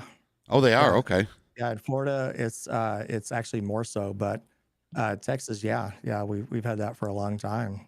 You can protect one's property, you could protect your own property, obviously. Yeah. But it's a fine line, to be honest, because if you have someone that is on your property that shouldn't be there, or whatnot, if they're beating on your door, you have to be really careful how you approach that, because if you shoot them at the doorway, then it has to be, is it probable cause and those kind of things. And of course, I would never suggest ever shooting someone and dragging them into your house. I would never suggest that. But yeah, I'm just saying, yeah. to keep yourself out of jail. There was a guy in New York State that broke into somebody's house, went upstairs. She pulled out a gun and shot at him, missed him, but he fell down the stairs and hurt himself, fucked up his back pretty bad. This dude took her to court and won. Because he got injured after breaking into her house and falling down her stairs. He took her to court and won it, dude. I don't remember his name. I would say, hey, what's up, Mexican? I would tell y'all to go and look it up, but it's absolutely true here in New York State. We are not a stand your ground state. There's people here that have gotten in trouble for shooting, even pulling their weapon out, even brandishing their weapon at somebody on their property, in their house. Yeah. Because it wasn't the right circumstances, you can get in trouble for that. And I just think that's absolute. I'm sorry, but I'd rather deal with the courts than take a chance on you coming at my fucking family. That's just all there is to it. Yeah. And just a little FYI, if people that live in Texas, I have a lot of people in Texas in my chat right now telling me where they're from. But if you have, say, license to carry, it doesn't really matter, concealed carry. You have to wear the proper clothing too, if you're wanting to keep it more concealed. If you have a open shirt, say a loose shirt, and you have a t-shirt on, and people can see your weapon that's maybe tucked away on the side or whatnot, and if you get into a physical or an argument with that person, if they already know that you have one, they can easily say you pulled it out and you pointed it at them, even without video evidence. Right. And if cops get there and they see that you are armed, that they're not making it up, that you do have a weapon on you, then you're in kind of, he said, she said grounds, Right. It sucks. But see, that would just be, it's just bullshit, man. But at the same time, I'm just glad to have it and have that little extra security, for me and my family. Gamer J said, I'd rather be judged by 12 than carried by 6. I like that. Mexican FlexNet 23-month membership, man. You're so close to that, to the diamond one. Cowboy John, what's up, Cowboy John? And Doug says that's why we're moving to Arizona. Getting out, I don't want to say where he lives, but did you watch Doug's last tutorial? His revert video? I know, I didn't see it. Was it like straight to the point, brutal? Yeah. He messaged me last night and goes, go check out my last tutorial. Let me know how blunt that was. So I went and checked it out and I was like, oh my God. And he actually, in the video, he said something where he goes, I don't know, you can just name this your mama's big tits. And he was talking about renaming one of his GTA files. So I actually did that. And in my last tutorial, when I go into the main directory, one of my folders, my SLRP, my 5M folder is now named Your Mama's Big Tits. He said in the tutorial, Your Mama's Big Tits. I'm telling you, you got to watch this. This video, man. Oh, my God. I was dying. I was dying when I was watching Only this Doug video. would say that.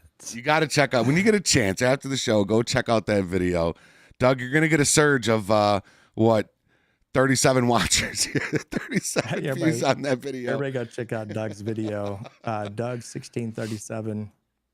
He's linked on my recommended channels down below, so make sure you check him out. It was the revert video. Yeah, the revert tutorial. Clark Reed, what's up, Clark Reed? How you doing, bud? Got Clark Reed up in the house. I'm gonna. Every time I'm in the street, I hear I'm gonna just pop my camera off for a second. I just need to go grab a bottle of water. I'll be right back, guys. All right, you're good. You're good.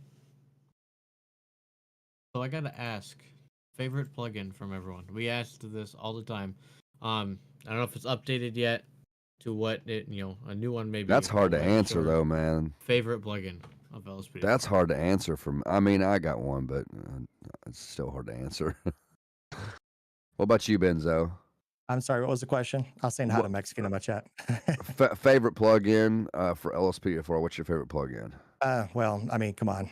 I mean, you can't play without it, CJ. Stop the pad. Stop the pad. Yeah, you have to. Okay, here's the thing: is that it's a love and hate relationship, right? Yeah. A lot of people don't realize this, and I hate to turn people off the mod, but it's server based. So, hey, what's up, place there? What's going on, man? Rusty boys, how y'all doing? So he can shut it off anytime he wants. He can say, F everybody and shut it off. He also does a checks version system on his server. So if for some reason there's a compatibility issue, it'll just turn off the mods. Same with Ultimate Backup, same with CompuLite, ALPR, everything. So he can shut his mods off just a blink of an eye. If anytime he gets to that point where he's fed up and decided, you know what, I'm moving on. LSPDFR is a waste of my time, and maybe he's not getting enough Patreon, members. Anything that could piss this guy off, he could easily just turn it off for you guys. And so that's one negative thing I have to say about that. About which? About which one? I'm sorry, I didn't. Jojo. Oh, okay. Server's based, so he could turn it off anytime he wants, and I don't understand why it's like that. I don't get it. Even his moderators on his Discord feel the same way. You know what I mean? I mean, he lost a lot of people from what I heard. Because if he did leave, and then shut him off, you know what I mean? Yeah, I mean, we would be, man, without Stop the Pad and Ultimate Backup, and especially the way they convert through, like Grammar Police and stuff. You know what I mean? We can use Grammar Police with those plugins. They would just be, we'd be right back to vanilla without Bajojo. I'm telling you, man, we'd be back to pretty much vanilla. So, I would say Stop the Pad's probably my favorite as well. It goes hand in hand with the game, no doubt, hands down to that mod, man. Absolutely. What's your favorite graphics mod, Benzo? Well, right now it's Visual Vanilla. Have y'all played with that yet? I had somebody ask me if I could do a video on it. I've never tried it. Yeah, it's to me it's a simple one. It's pretty easy to install. You can just pick the folders that you want. And what I like about it is it adds just enough contrast and richness to the game that it's not overwhelming. And it just, to me, it your frames look good, and it makes the game really good, better than Visual V, and it's on par with Make Visuals Great Again. Hey, Volix, but without the really severe dark nights. But I loved Make Visuals Great Again. That was my first graphics mod. Loved it. So could you compare it to Quant V? Yeah, I would say so. Okay. Now, it's not as rich as maybe Natural Vision Evolved, maybe as rich as that. But it does have a lot of good quality to it. So I'd highly recommend running, at least at the moment, if you want a good free one that is stable, keeps your frames high. You don't have to worry about lag. You don't have to worry about logging into GTA 5 in story mode, alt-tabbing, and then firing up Rage Hook, all that crap. Oh, God, yeah. Then Visual Vanilla is the way to go at the moment. And they have it for it's a 5M graphics mod as well, I see. Yeah, you can do it in 5M. Dude, I'm downloading it. Yeah, I'm actually making 5M. I just haven't done it yet. Yeah, I'm making a copy. I have a no graphics mod, which it's a LSPDFR folder with all of my mods. Every time I update my main one, I drop the same mod in this one, And then if there's a new graphics mod I want to try, I'll make a copy of it, and then I'll try that out. So I'm definitely going to try that. Benzo's the second person, and he's over 100,000 subscribers, so he must know what he's talking about. Well, right? Yeah, I've tried them. I've tried them all, man. Everyone you can imagine, from the Quant Vs to, Visual V. The Natural Vision Evolved. I was Patreon over there for a while with Raised, and I had a conversation with Raised in his Discord. Why does the place lights look washed out, man? At I think it's 16 or 1700 hours. Yes. Oh God, yes. Sucks, man. And he had no good answer. He's like, I'm trying to correct it. And the streetlight issue. That pissed me off so much, man, where the flickering street lights, they would look so good as you're pulling up to them, but once you get within 2 car lengths from them, they'll switch and go back to vanilla, default streetlights. So it looked like the fucking Billie Jean video where when you're walking down the sidewalk, you got these fucking lights changing color as you're passing by them. And it was just the most annoying. And it's been like that however long. What's NVE been out for 3 years now? 3 years, something like that. It's been like that ever since the very beginning. It's been like that with those street lights. So, but I was a huge Quant V fan. I loved Quant V, and I was so heartbroken when all that shit happened with Quant V and the whole backdoor issue. Yeah, I loved Quant V, man. I loved using it for the main reason because you could go down by the ocean, it had the menu, and adjust it had the menu. You could adjust the length. I mean, the ripples in the water, the wave height. I had my water in the game looking so good. And about the time I did that last video, the tutorial on my Police Academy playlist, where I did it from base mods all the way through OpenIV modifications. And it was about a month after I did that last one, man, is when Hey, I what's heard up, Nix? And I was like, man, that sucks. Is it, Hash? Because you want to use it, but at the same time, you don't want them to have... Don't tell me that. Anybody have that kind of access. I'll go back to it right now. To your computer. I mean, if they can just come in and wipe your stuff out, why would you want to do that, Jorge! Yeah, he really screwed. I don't know why he would do that. I mean, he lost so many Patreon members. It's crazy. Oh, my gosh. It's just a negative... bad taste in people's mouth to be able to, to do that. Yeah, I mean, it was all over Twitter, man. They had it all over Twitter, man. Oh, so they fixed it, the Quant V issue. Doug and everybody's saying it's fixed now. That Quant V is? The newer versions are fixed, Oh, wait a minute. That the main version a while back. I don't know what version it was. It was given that issue. Okay. I might have to recheck that out. And he took it out. Good. That guy was making a lot of money. These guys make a lot of money from these Patreon. You want to know how much money that Raised, the guy who does Natural Vision Evolved? How much? Take a wild guess, Jeffrey. Just a month, monthly, or we'll say per year. We'll equal it out to be about that. Per year, I would say 80,000. Multiply that by almost 10. Get the what? No way. Yeah. $800,000? Easy. It was over $1 million. A year just on Patreon alone. Oh my gosh. That's his full-time job then. Fix your fucking streetlights, dude. Yeah, look at all you have to do is look at his Patreon. Wow. He had well over 10,000, at least at the time, 10,000 makes sense. Patreon members. At $5 to $10 a pop? Yeah, in order to play with the mod, it was it 10? Yeah, $10 Yeah, it's 10. to download it. Then he had other tiers on there, like $1. It was like $1, $3, just to get the Discord access to the Discord name of being a supporter, But no one's doing that.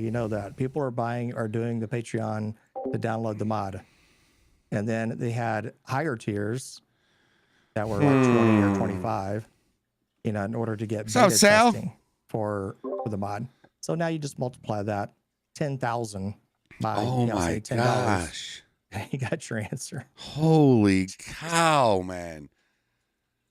That's more shit. More power to him, man. I mean, it's a beautiful mod, but yes, I don't like I don't like how it doesn't have the rage hook in it. You got to alt tab out, and And I did do that when you came up with that, the delay button and all that. That was fucking genius. So I did do that, but then that stopped working after a while, and then the streetlights just pissed me off to the point where, and I was getting texture loss, but I didn't know about this new mod, this that helps with texture loss. I forget the name of it, but oh yeah, the GTA source adjuster, I think. It's yes, yes, something like that, where it's supposed to significantly help with texture loss. Helps a lot. It really does help. I still get raised. I'm partnered with Ray. Well, not partnered, but I get it for free every month. The NVE, and I'm still in the Discord. I still get the downloads for the graphics mod. I just I haven't popped them back in a while. Hey, Kangy, what's going on? When it said it would be, yeah. Why would he make it? Why would he make it for free if he's getting that much money? Holy cow! Oh yeah. If I was talented enough to make something like that people really would use, oh yeah, I'd be doing that. But yeah, you're right. I mean, he's making bank, but I'm not mad at it. It's just, it's rather silly. And I have another guy in chat, Echo actually. He's usually in the know with much of the stuff. He said it's easily over 1 million. So. Wow. That's insane. Wow. And he does it the right way. He markets it pretty good. He teases people with a lower version number, and if you want to get the higher version number, think about joining my Patreon, type of thing. Hey, he could literally just sit back now and just do nothing and just collect off of that. Like he wouldn't even have to work on it if he didn't want to. I know he's got to make changes every month so that when people every month they're getting a new updated version of NVE. But man, yeah, he did just get. I know, Sal. Right? We're in the wrong business. We are in the wrong business. So I know, Benzo, I know you hitting 100K now. And we had this discussion through DMs, right? Behind the scenes of, you're still working full time. But you do want to go full time YouTube, right? And make a living off of this. Yeah. Yeah, content creation. And it would have to be, for me anyway, probably, 100,000 subscribers, you think they'd be easy to do, but everybody has different financial, income that's needed in order to maintain stability in the household, So it would have to be a lot more, unfortunately, but it would be nice to be able to do content, that I would enjoy doing, because I have a passion for it. Probably even more, I'd say, than the medical field at the moment, because it's something that I love to do. And it's been a while since I've had a passion for that. When I first started my medical career, I was all about it, passion. You got to have passion for your job. But when you do that kind of job for over 20 years, it starts to kind of, rub you a little raw and leave you pretty numb, in life. And you start to see things as a medic and also as a trauma nurse, which is what I am as well.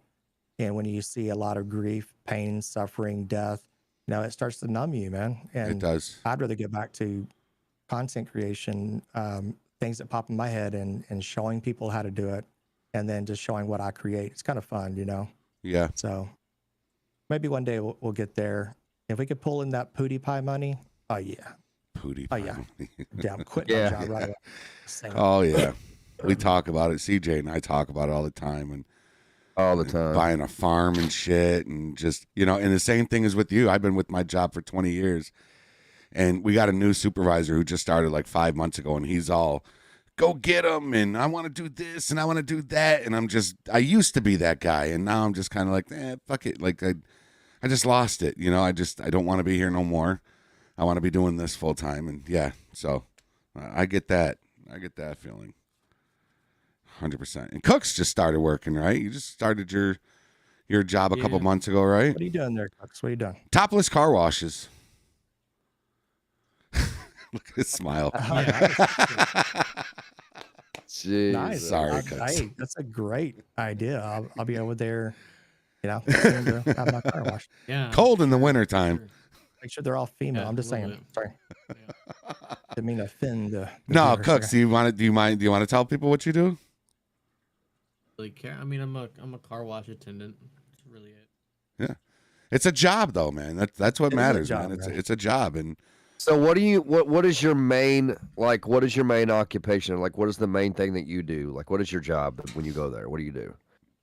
I mean, I do everything. We're all trained on everything to do, bringing in cars, putting them through the wash. Because what we do is we bring them in on the conveyor, and then we click send, and then it sends them through.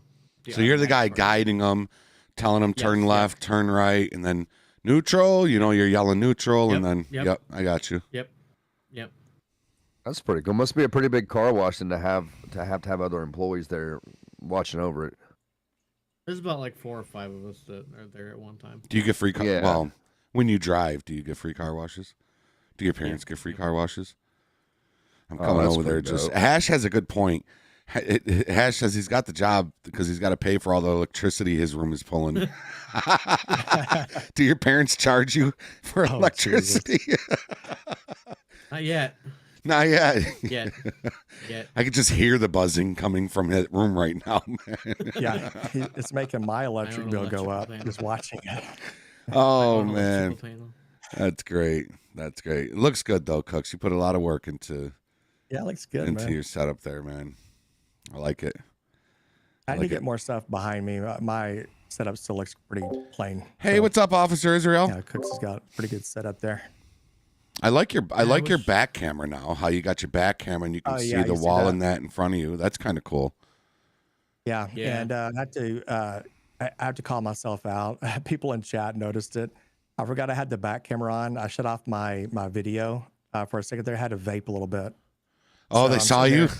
Oh yeah, I'm vaping. I'm like, just relaxing. Yeah, man, it just relaxes relaxes the body a little bit. And then Brett Van Miller goes, "We saw you vaping." I'm like, "What the fuck?" Oh. At least it wasn't this camera, 'cause, I don't know. I know some streamers that do it right in the. Oh, that's a good question, Angel. I'll ask him. She would probably just shit her pants. She'd be like, "What the fuck are you doing?" Yes, JT and JT knows where I'm coming from. We both work for the same. Sale said where. But anyway, I forgot about my back camera there. And we were just talking about that the other day when I made a video that I don't know what it was, and I'll explain this on live, right? Because we weren't live when me and CJ were just talking about it, but I was doing a video, and there was somebody that used to be in our community that's no longer here, and CJ and I were talking about this person on the phone. I knew I was recording a video, but I was kind of like waiting for the game to load up or something. So while I was waiting for the game to load up, I was listening to CJ's message through Messenger, and then I responded to him.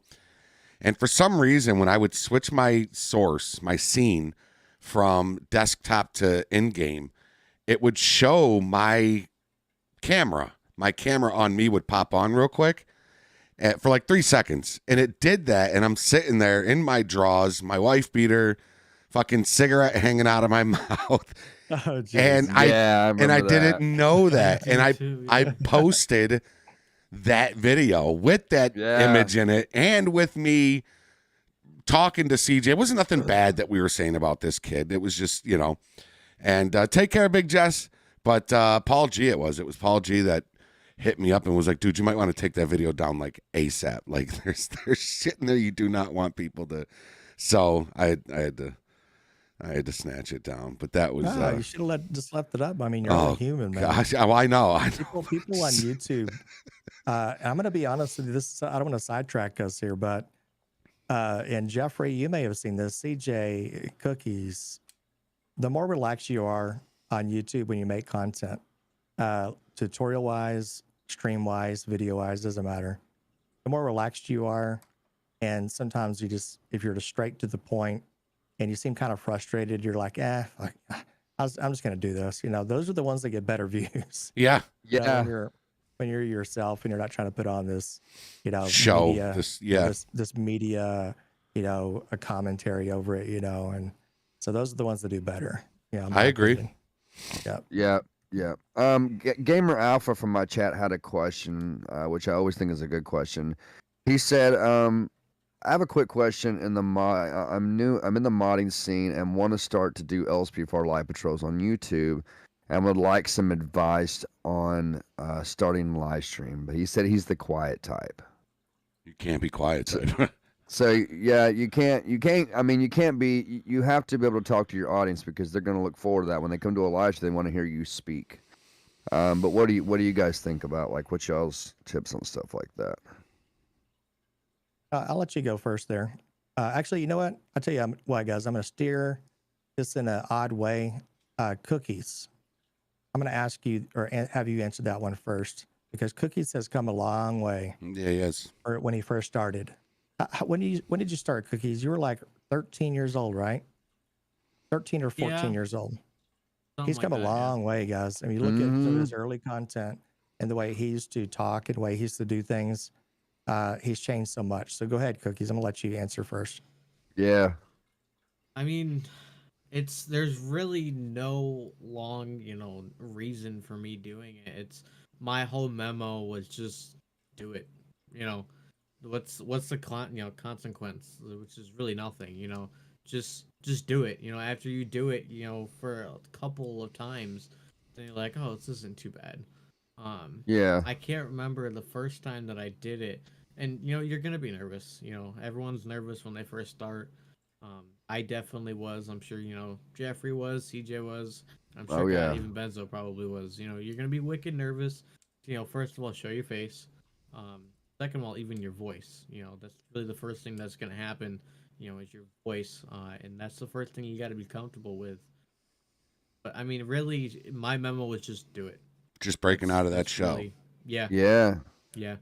And I agree. It's gonna be hard. I know how hard it is because it was hard for me. But just do it. That's really all I can say. I still get nervous. Go out there and do it.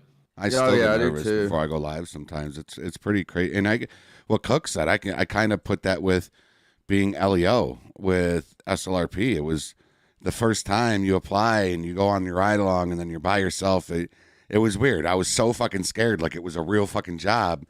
And, and now it's almost just like it's second nature. So yeah, like Cook said, that would probably be my same advice is just for somebody that says that they're quiet and drawn back. I would say, just break out of that shell. You just break out and just do it. Be yourself. Don't oversell it. Like Benzo was talking about, just be yourself. Yeah. Just be yourself, man. Enjoy it. You have to enjoy it. I think that's important too. Somebody that just comes on here to do it as a fucking job and they're looking to just get it done and get it over with so they can just, I don't know. Yep. I think and if you're going into it for the money, then you're doing it for the wrong reasons. This is something that you have to absolutely love doing. You have to love getting up every day. Yeah, Angel, I wrote it down. I'll let him know. Recording content. I'll let him know. What's up, James? What's up, James Rowe? Your brain is not going to slow down. Showing your inner dangle. Knowing that you think. What's up, Chili Mike? Eat. What's going on, man? Crap. Whatever. Ryan Miller is up in the house. You know what I mean? Like for me, man, from the time that I wake up in the morning, the time I go to bed at night, I'm thinking about what kind of video can I do on LSPDFR? What kind of video can I do on CJ Farms next? Whose farm am I going to get to next? What kind of tour can I put out? What kind of patrol? You have to eat, breathe, and sleep. And the one main thing about live streaming for me that I found out just recently is that people like it when you talk to them, but when you start progressing in your career on YouTube and you start getting, other equipment, like for me, one of my main pieces of equipment that I use in my live streaming is my stream decks. Okay. So like a lot of my sounds that I have for my members when they come in, and hyping up the chat, when you get people to come to your chat and say, everybody smash that like button, you got to get the chat hype. They've got to be just as hyped about the live stream as you are. They got to be just as excited about being there as you do. So you just kind of got to keep in mind, man, that you want to always try your best to recognize everybody. And no matter how big you get, you always want to try to recognize that because eventually it's going to get to the point to where you can't recognize everybody. So that's why it's kind of my advice. Be consistent in it, man. Stay consistent. What about you, Mike? Benzo. Mike. No, that's my name. Okay. I told Jeffrey, I said, I'm just so used to saying Benzo that when I say Mike, I feel so I respond to Mike. Yeah, that's my name. So Yeah, I would say Jesus. it took me a while. When I Hey, got what's up, into Samuel? Welcome, man. doing LSPDFR. Holy shit, 82 likes. If I'm making content, there was a lot of quiet moments. Oh my especially God, that's a record for looking or MTG. searching for things to say when you're going to a call that is about 3 to 4 minutes away. You can't have that 3 to 4 minute dead air. Sometimes it's a good thing to have it, but most of the time you got to fill that dead air. And even still to this day, I have a little trouble filling time with that dead air. So that's why you'll hear me say, looks like it's over to the right. Okay, we're going to take a right here. You know what I mean? It's pretty obvious we're taking a right. But why do you have to talk about it? Well, I'm just thinking of things to talk about, Yeah. But, I'd say the biggest thing is when you're doing YouTube is probably filling in dead air. And that's what I've heard a lot of people say is I don't know what to say. 85, nice. 86, nice. But if you understand the mods, the way the mods work, I cannot remember his name for the life of me, but I've seen his YouTube videos as well, doing LSPDFR, and he probably plays it out to the point where he's puts himself like in the game, and he asks questions to the civilian, and he mastered the menus really good, better than me. And he's asking the questions, and he already knows where their answer is going to be, or I'm sorry, the next question is, and then you read out their answer, as you're talking. That's a good way to fill in the dead air anyway. Yeah. When you're on scene, Yeah. And then just genuinely try to enjoy the gameplay.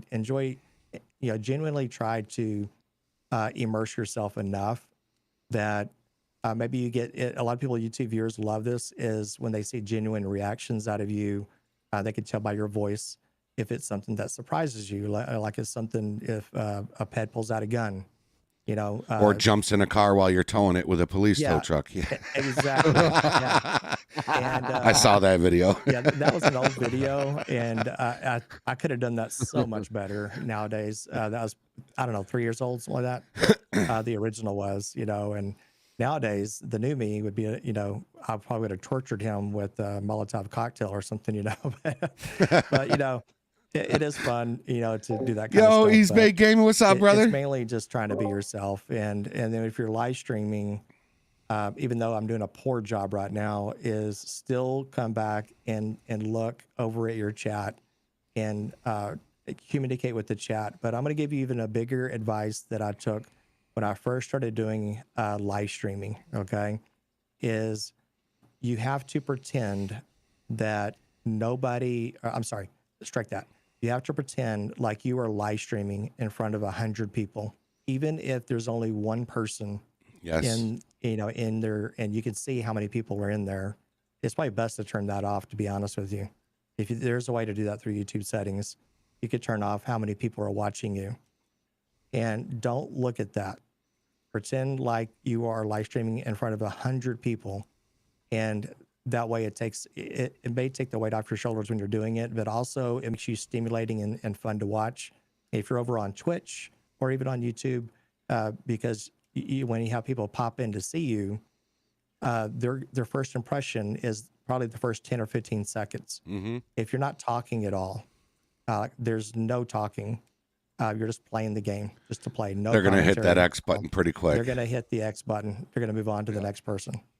So yeah, it's best if you can even say something every now and then, like what you're planning to do. Mm-hmm. In microphones and stuff like this, these come way later. Okay, and even the Blue Yeti, like Cookies has, I had to save up money for that one. The Blue Yeti is a really, really good mic. It is. I went back and watched some of my old videos that I had with the Blue Yeti. I was like, damn, actually it sounds pretty good. I was surprised. Yeah, they do. And then a lot of people don't know this. If you're live streaming through OBS, there's a lot of settings you could do, a lot of filters you can do, cut out background noise, cut out, noise compression, all this other stuff. I didn't even know until I got into streaming for over a year. I'm like, oh, I didn't know I could make my Blue Yeti sound professional. But you learn this stuff, The Yeti is the best bang for your buck, man. Like 100% best bang for your buck. It picks up a lot of background noise, and Cookies knows this.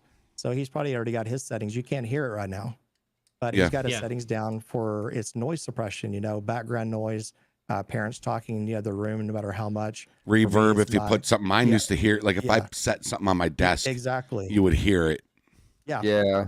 I'm It not cuts out gonna lie. all that You little still, snap, Yeah, you that know? Yeti mic you will pick still up a will nap hear it. fart, man. I can show you. You will still hear it. You probably heard that, right? No, I didn't hear it. Oh, you didn't hear that? No. Really? Okay. then I heard you have to- fart what- about 42 minutes ago. I did hear that. Oh, I'm When sure.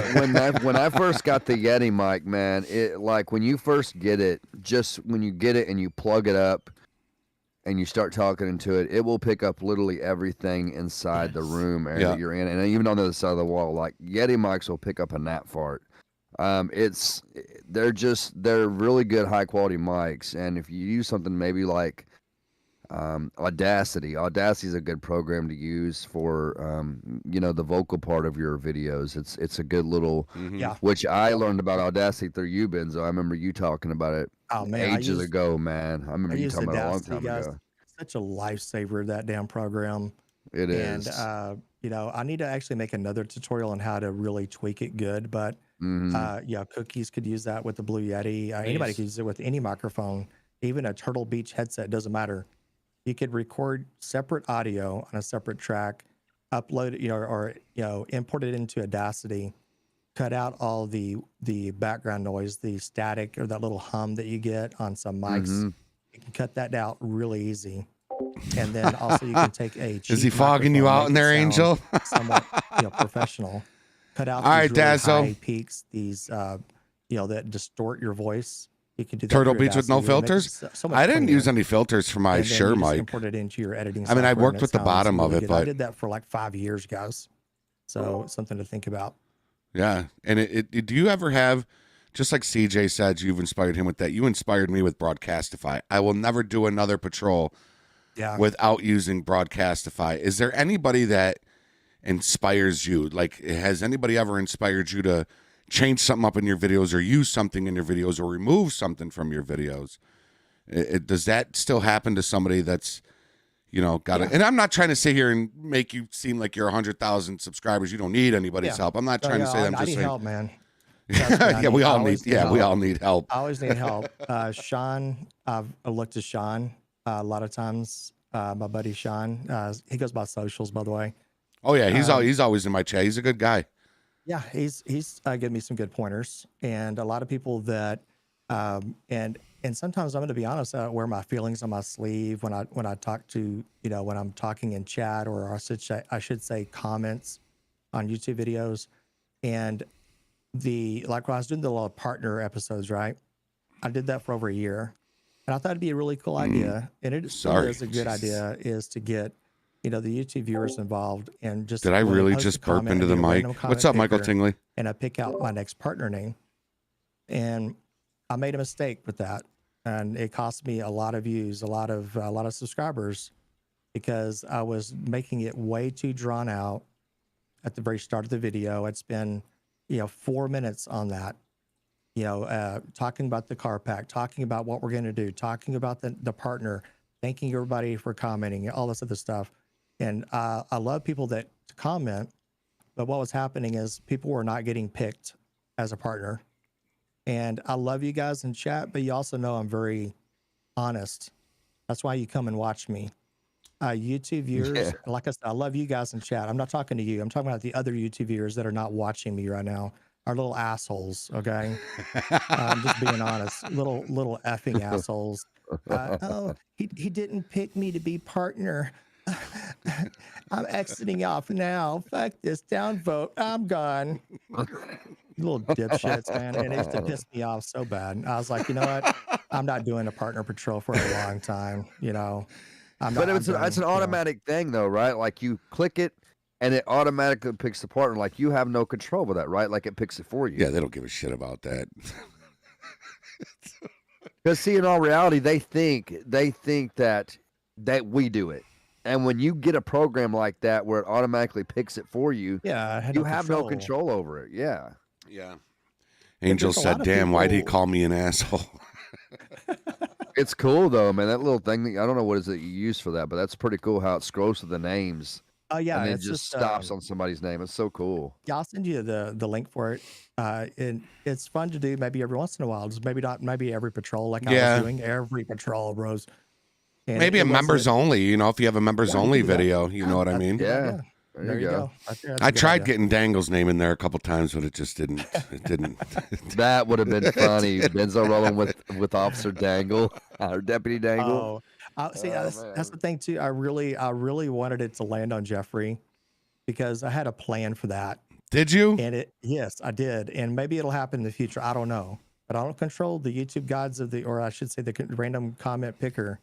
But if it landed on Jeffrey, I had a easy way to, through skin control, right?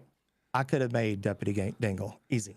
Yes. And I could have done the voice and the whole thing, Oh man. Skin Control is an awesome program. I love that. I would just do it. Just do it now. Script, man. I love it. Just pay homage to Dangle and just fucking make a video. I'm telling you, I never thought Dangle would take off as much as he takes off, but people absolutely fucking love that character, man. Too, I'm gonna call myself out here. There was a YouTube short and that's out there from I forgot. It wasn't too long ago. It was a recent YouTube video on LSPDFR, and I took the idea. Let's be honest. I stole the idea from Jeffrey. Okay. Oh. And that is conversations. That's it. That's first off, that is an honor. Okay, so yeah, no, I'm being honest here, but I was like, I like that, and you could do it in post-production easier. And Jeffrey knows this, post-production easier. You could pretend like you're the other person, but change your voice, obviously. Mm-hmm. And I did that for the YouTube short of the AI or the local rather. I heard that the bar, the liquor store. The ammunition. Ammunition, thing. yes. Yeah. So I did that voice post edit, and it turned out decent. And I had so many people think that it was 5M. Yeah, I get that all the time. People come in the comments all the time, and it kind of goes by what you were just talking about with filling that dead air. Like I don't, I know what the call out packs and all that the devs put in the fuck's the word I'm looking for, the words, the phrases and shit down below at the bottom of the screen. I don't even read off of those anymore. I just kind of add my own, stuff in, you know what I mean? So but I'm honored. If stolen, inspired, I don't give a shit. I was inspired for that. Yeah, I was inspired for that for sure. I was like, I'm taking that idea. I should have given you credit in the video or whatever. Oh, nah, dude, never. It was a lot of fun making that, and post edit. I'm not gonna lie. Yeah. Because a lot of times I talk. Y'all guys know how to do it. I talk to myself, when I'm doing this stuff. Yeah, we all do. Yeah. I'll ask a question, and I don't go through the answer sometimes. I just answer for them. Like, like for example, in that video, I said something like, "Next time, don't clean a firearm when it's loaded." And then I paused for a second, and I said, "We already knew that. Then why'd you do it?" And then I walk off. But the post edit, I was like, "Oh, I got to add that in. I got to add why he did that." Yeah, being a little smart ass or country bunk, And that's the hard part is fun. If you don't go back and edit that video right after you record it, you forget everything that you said. Like I do the same thing with Dangle and Deborah. Like the Deborah and Dangle video with them in the woods, I was controlling Deborah. All of Dangle's voices were edited in afterwards. So, but I waited a day to do it. So when I went back to edit in Dangle's voice, I had already forgotten the shit that Deborah had said. So I had to literally sit there and watch it scene by scene by scene. Whereas if I had did it right afterwards, I would have remembered that Deborah was going to come back with a follow-up question. She was upset about this, and I could work that in with Dangle. So yeah, it does, when you start adding it into like these 20, 25 minute patrols, it takes a little bit of time to get that post-editing voices in and stuff like that. But like you said, people start asking you, how do you get your people to talk? Is this 5M and this and that? And it is a pretty cool... Nick Fulton, what's up, Nick? It is a pretty cool element, though. Gotcha, bitch. That is a pretty cool element. Adding that it in is there. Actually, you made a good point, Jeffrey. It takes a long time to edit that. I'm not gonna lie, but that's a good way to fill in dead air right there. Yeah, yeah. I don't even read the words that the devs put in each call out. Because some of them are pretty. You did a review on a call out pack that, and like you said, you're very honest, and I was thinking it before I saw your video. I didn't do a review on this person's call out pack, but for some reason, every call out, the person was in the middle of the road. And it would start off with you walking up to that person and being like, hey, what are you doing in the middle of the road? And this person's response was, whatever the fuck I want, get out of my fucking face, you fucking pig. And it's like, whoa, like every call out had that same, response. So that's why I don't pay those no attention. And I just throw in my own, where are you coming from? And then you got ones that say wherever the hell I want or from hell or whatever. I'll just add my own, I was at the drugstore picking up some cough medicine, got a sick kid at home, just whatever, So. Yeah. Exactly. Very repetitive too. Yeah. They are. And you can go and change them, but it's just a hassle, Yep. Exactly, yeah. It really is. I cannot believe 2 hours already flew by. Can y'all believe that? Yeah. Hey, I got a question and I apologize. He asked me this. His name's Evan Schultz. So Evan Schultz, he donated and asked the question, and I was trying to figure out a way to get it into this Q&A type stuff. Mm-hmm. And so it's a fairly easy question. He was wanting to know how to get his sirens, and I'm trying to find it, but I do believe it's his sirens activated in code 3, I do believe. And I'm assuming he's talking about after you get the code 3 lighting on, or how to activate the sirens and keep them on, So there's a couple ways to do that. Mouse and keyboard, obviously it's the easiest way. You can, Alt plus J to get to full stage 3 lighting, or you could just press, press the J key 3 times to get stage 3 lighting. And then you just cycle through your sirens. The stage 3 lighting, especially mouse and keyboard, Alt plus J, does not activate the sirens immediately. So you could do 1, 2, 3, 4 on your keyboard, but I have a feeling I know what he's talking about. He's talking about the controller, more than likely. If that's what I'm thinking about. D-pad left, right? D-pad left. So you do D-pad left, and then you can cycle through the sirens with the D-pad down. And your secondary, you can do D-pad up. So if you go to if you go to your whale, you can hit D-pad up and go to your primary. Yeah, you could do siren. that. You can D-pad up on that, and then of course you can go into stage 3 lighting with the D-pad left, and then you could just blip your siren with. Let's see, I have my controller here. Where's it at? The B. Yeah. Yep. I had to look at that. I'm not a I know. controller. I drive with this, but I don't do anything much more than that. So.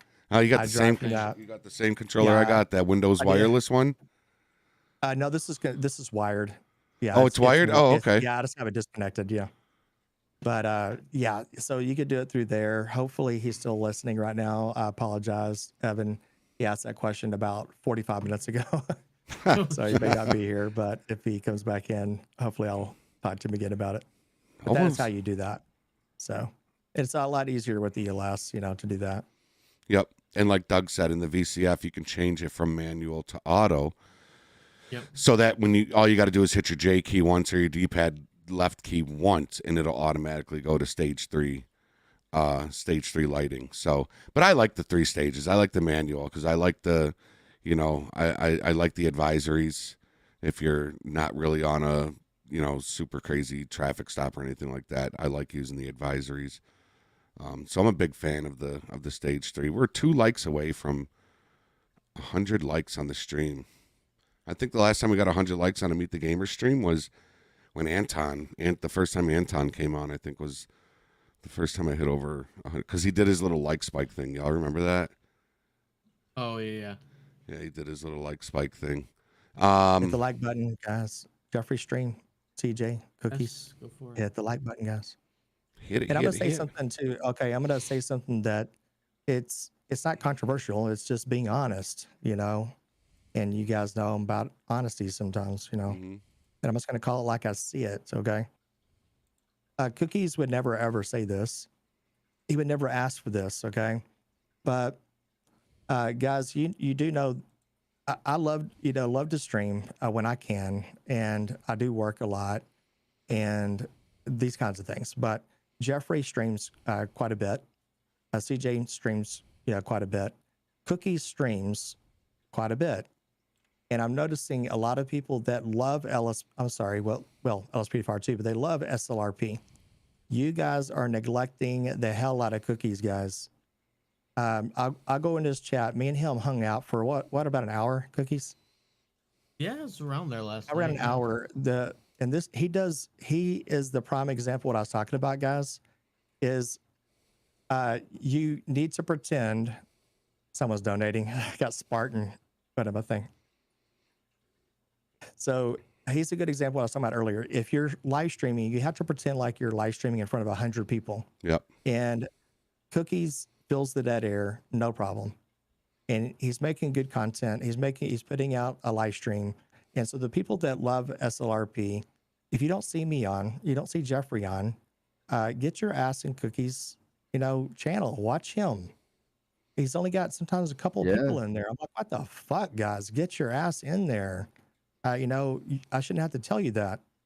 Get in there, support Cookies. He's doing. I mean, we're a community as a whole, man. We're a community as a whole, and everybody needs to support everybody here in this community. And I agree with that. He's putting out, content. You get to still see what's going on behind the scenes.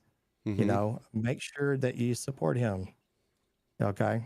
I do the same thing. If I'm at work and y'all are on streaming, I make my rounds, between Benzo, if you're on, and I'll go over to Cooks, and I'll go over to Hash, and then I'll go to Dazzo, who's not even in SLRP, and Dazzo even knows it. He'll even say it like, oh, Jeffrey's making his rounds. And it's just a cycle. I'm just going in a circle to chats, and I pop back in. But I agree with you 100%. Yeah. I agree with you. I think Cookies is a diamond in the rough, man. Yeah, they're all linked down below. They're all linked down below. All the people you're seeing on the screen, their channels are there. So, Benzo, like I said, I appreciate it. Got a couple people coming through right now. Chance, hello, how we doing? make sure y'all do that, man. I hope I didn't say that. And Angel, yes, and Angel, like of course. If I'm not on, by all means, I want you to, visit Cookies, and I want you to visit, CJ and Jeffrey and everything. And especially if you like SLRP, you really want to watch 5M, because a lot of people ask me, when are you doing? I really miss SLRP. I'm like, because I took a long break. Which was fucking awful. I was getting hit up every patrol. Where's Benzo? When's Benzo coming back? I had to do that. He's got work. I don't know, people. He's working. I don't know what to tell you. And if Jeffrey's not on, because he works, odd hours and stuff like that sometimes, and he streams when he can. But Cookies is in there just powering through it. And he's talking as if he's got 100 people in that chat. And I pop in, he's got 2 people watching. I'm like, what the fuck? Where's everybody at in here? So me and him were in there yesterday talking for like an hour, just chilling out, talking. So yeah, make sure you do that. It was good, and you're good at what you do, Cooks. You're good at what you do, and you're good at you're good at being an LEO. And I don't know. I think it's you do me proud. You really do. And when I reached out to Mark and said, hey man, there's this kid. I know he doesn't fit the age description, but can you give him a chance? Listen, man, you have done me so proud by showing us what you have, and he's stuck in there, man. Yeah, he's stuck in there, and wanting to do better. You do interviews, you do perm sessions and stuff like that. So, you do a lot, and I agree with Benzo, 100%, 1,000,000%. I agree with Benzo with what he's saying. Might be Leo one day. I might be Leo one Bill, day. Cookies is right there, top right hand side. Raise your hand, Cooks. That's Cooks right there. He is linked down below, as well as CJ, as well as Benzo. And we watch Cookies grow up. Yeah. Like a little adopted son. We remember before he had that little shadow above getting his. deeper too. Okay. And I'm just saying. it's really funny that you say that, because today when everyone was doing their intro, mine was rolling to Meet the Gamers, and you could just look like, okay, my setup was over there, then it was over there, then it was over there. And I just look totally different. It's cringy. It really is, to be honest with you. You should have heard, my voice when I first started doing LSPDFR and stuff like that. Oof! I just posted my first video. Talk about cringy. God. You don't want to watch my first one. I feel like maybe I was on a bunch of benzodiazepines or something. I don't know. I think I'm pretty sure I've watched your first video, Benzo. I think I have. Yeah. Embarrassing as shit. Yeah. I appreciate everyone just came up. They got like 7 people. My notifications are going Another thing nuts. to give Cookie some credit to, he was showing me this really cool laptop that he has on as an overlay when he's doing 5M. And most of the time, like myself anyway, I just have the CAD system pulled up, right? He's got it built into like a Windows capture of an actual laptop on the screen that looks like a computer, like inside his. All right, I'm going to deafen so I can say this. I agree with Benzo. Please, everybody, go over there and show Cook some love. And if you're not subscribed to him, go and subscribe to him. Show him some love. Make his day. He is really good. He is really good at what he does, man. And B9 Bot, thank you so much, brother. We got 102 likes for tonight's stream, baby. I'll give him definite credit because that's where I'd get the idea from. Yeah. It's to teach me how to do that. And it really wasn't that hard to set up either. JT, what's up, man? How we doing? Is it something you did through your OBS, Cooks? Yeah, it's all done through OBS. Yeah. I never even thought of that. I was like, that's a damn good idea. Yeah. And the stuff that you can do with Streamlabs and OBS is insane, man. It's like the sky's the limit with it, man. You could put your own stickers on it and shit. It's pretty cool. Like, yeah. Like, you know, your own GG stickers or Benzo or Cookies or CJ sticker on it. And Stream Decks are wonderful with that as well. They are. If I could add something, that's how I'm able to have everything. Me too. My spike strip macro. Love the spike strip macro. It makes it so much easier to just hit that button and it throws out 3 lanes of spikes. Too bad you can't pull them all back in from the same spot, or can you? No, I think you can't. You have to like go walk and hit E, right? Yeah. Because it's a prop. G, I think it is. Oh, is it G? Well, hold on. You may be right though. Yeah, I think E like lifts up your barriers and shit. E will pull them you're back. right. I have to think about that. Yeah, I think it might be E. But yeah, it would be nice to set it out. You're gonna be 3 lanes of traffic and then push one button to do that. But you have to run just across, bring them all. But yeah, and just hope you don't get hit by a car. Yeah, Mark almost hit me. My first time ever doing it. Mark almost hit me, and G lifts them up. But can you lift them up from the side of the road, or do you have to go and walk and lift them all up, Doug? Jedediah, I appreciate the subscription there, man. Welcome to the channel, Jedediah.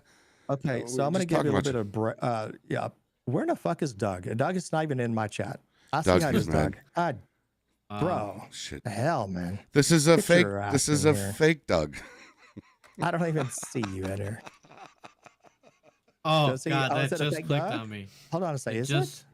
That just clicked on me. What? Is it fake Doug? No, it's not a fake Doug. I had Okay, a because I've fake got Doug a Doug long time moderator. ago. He get his ass over here. Neglecting He me. says you can do it on the side of the road. That's how he does it. He said G will lift them up from the side of the road. But is there a way to lay out more than one? Because I'll usually just do one. The macro you gave me lays out 3 of them. Oh, okay, so yeah, I think it was G. Yeah, you just press G. It should pick them all up then. Yeah. From the side of the road without having to run out to the road? Yeah, I believe it does. That's Supposedly, awesome. yes. I didn't know that. Yeah. And I'm kind of embarrassed. I've only gotten one good spike. That's all I've got. I've only got one, and I only had the opportunity to do one. It was with Chris Vroman underneath the tunnel by Zancudo on GOH. Welcome, Mr. White. Jedediah, thank you so much for coming over and subscribing. I did not know that G lifts him up from the side of the road. That is pretty fucking cool. Yeah, another one I don't talk about it very much is actually Doug 1637. He's been around. He's been doing LSPDFR. He started YouTube before I did, and he's a workaholic. He does a lot of work, and so he tries to make videos when he can. He tries to live stream when he can, but when he does make video, he pulls in the viewers. I'm telling you, he really does, and he makes really good content. People love to watch Doug. And I think it's because of his blunt nature. Yes, they love the rawness of it. He's got no filter. And he's also, what I like about Doug too is that he'll start his kind of his own jurisdictions, police department, same vehicles, but I mean not same vehicles, but different vehicles, different jurisdictions, different uniforms. I mean, he's on point with all that. I don't have time for that, to be honest. But he's making his own city, if you will. It's kind of cool. I like it. Yeah, he sent me a few of those screenshots, and he made me a vehicle texture pack for my local, my town's police liveries. He made me a pack, and he's really good at that. Marek Soler, thank you for hitting that subscribe button. In the with the I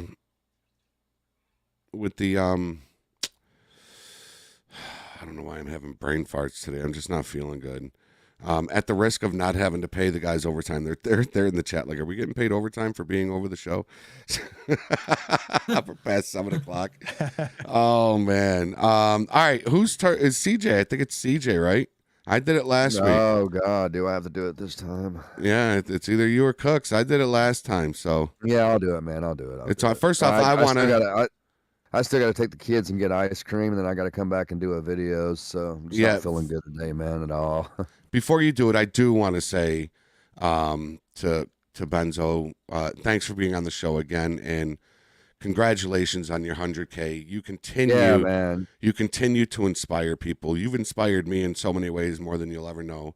I have taken, I have taken a few key aspects from you, that my end screen that I now put on my videos with the music, and I use the same music and the same end screen.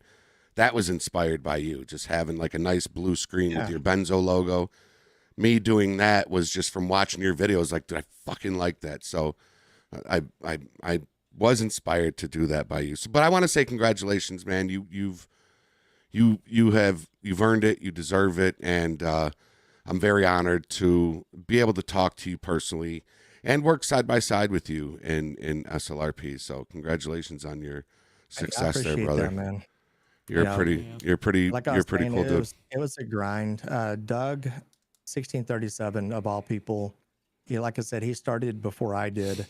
And, I had the luxury of being able to put out content, a lot of content, a lot of grinding and shit. Doug knows. And, Jeffrey, CJ, Cooks. It's a lot of effort to edit a 25-minute video, and I don't want to call anybody out here. Don't take this as being negative, okay?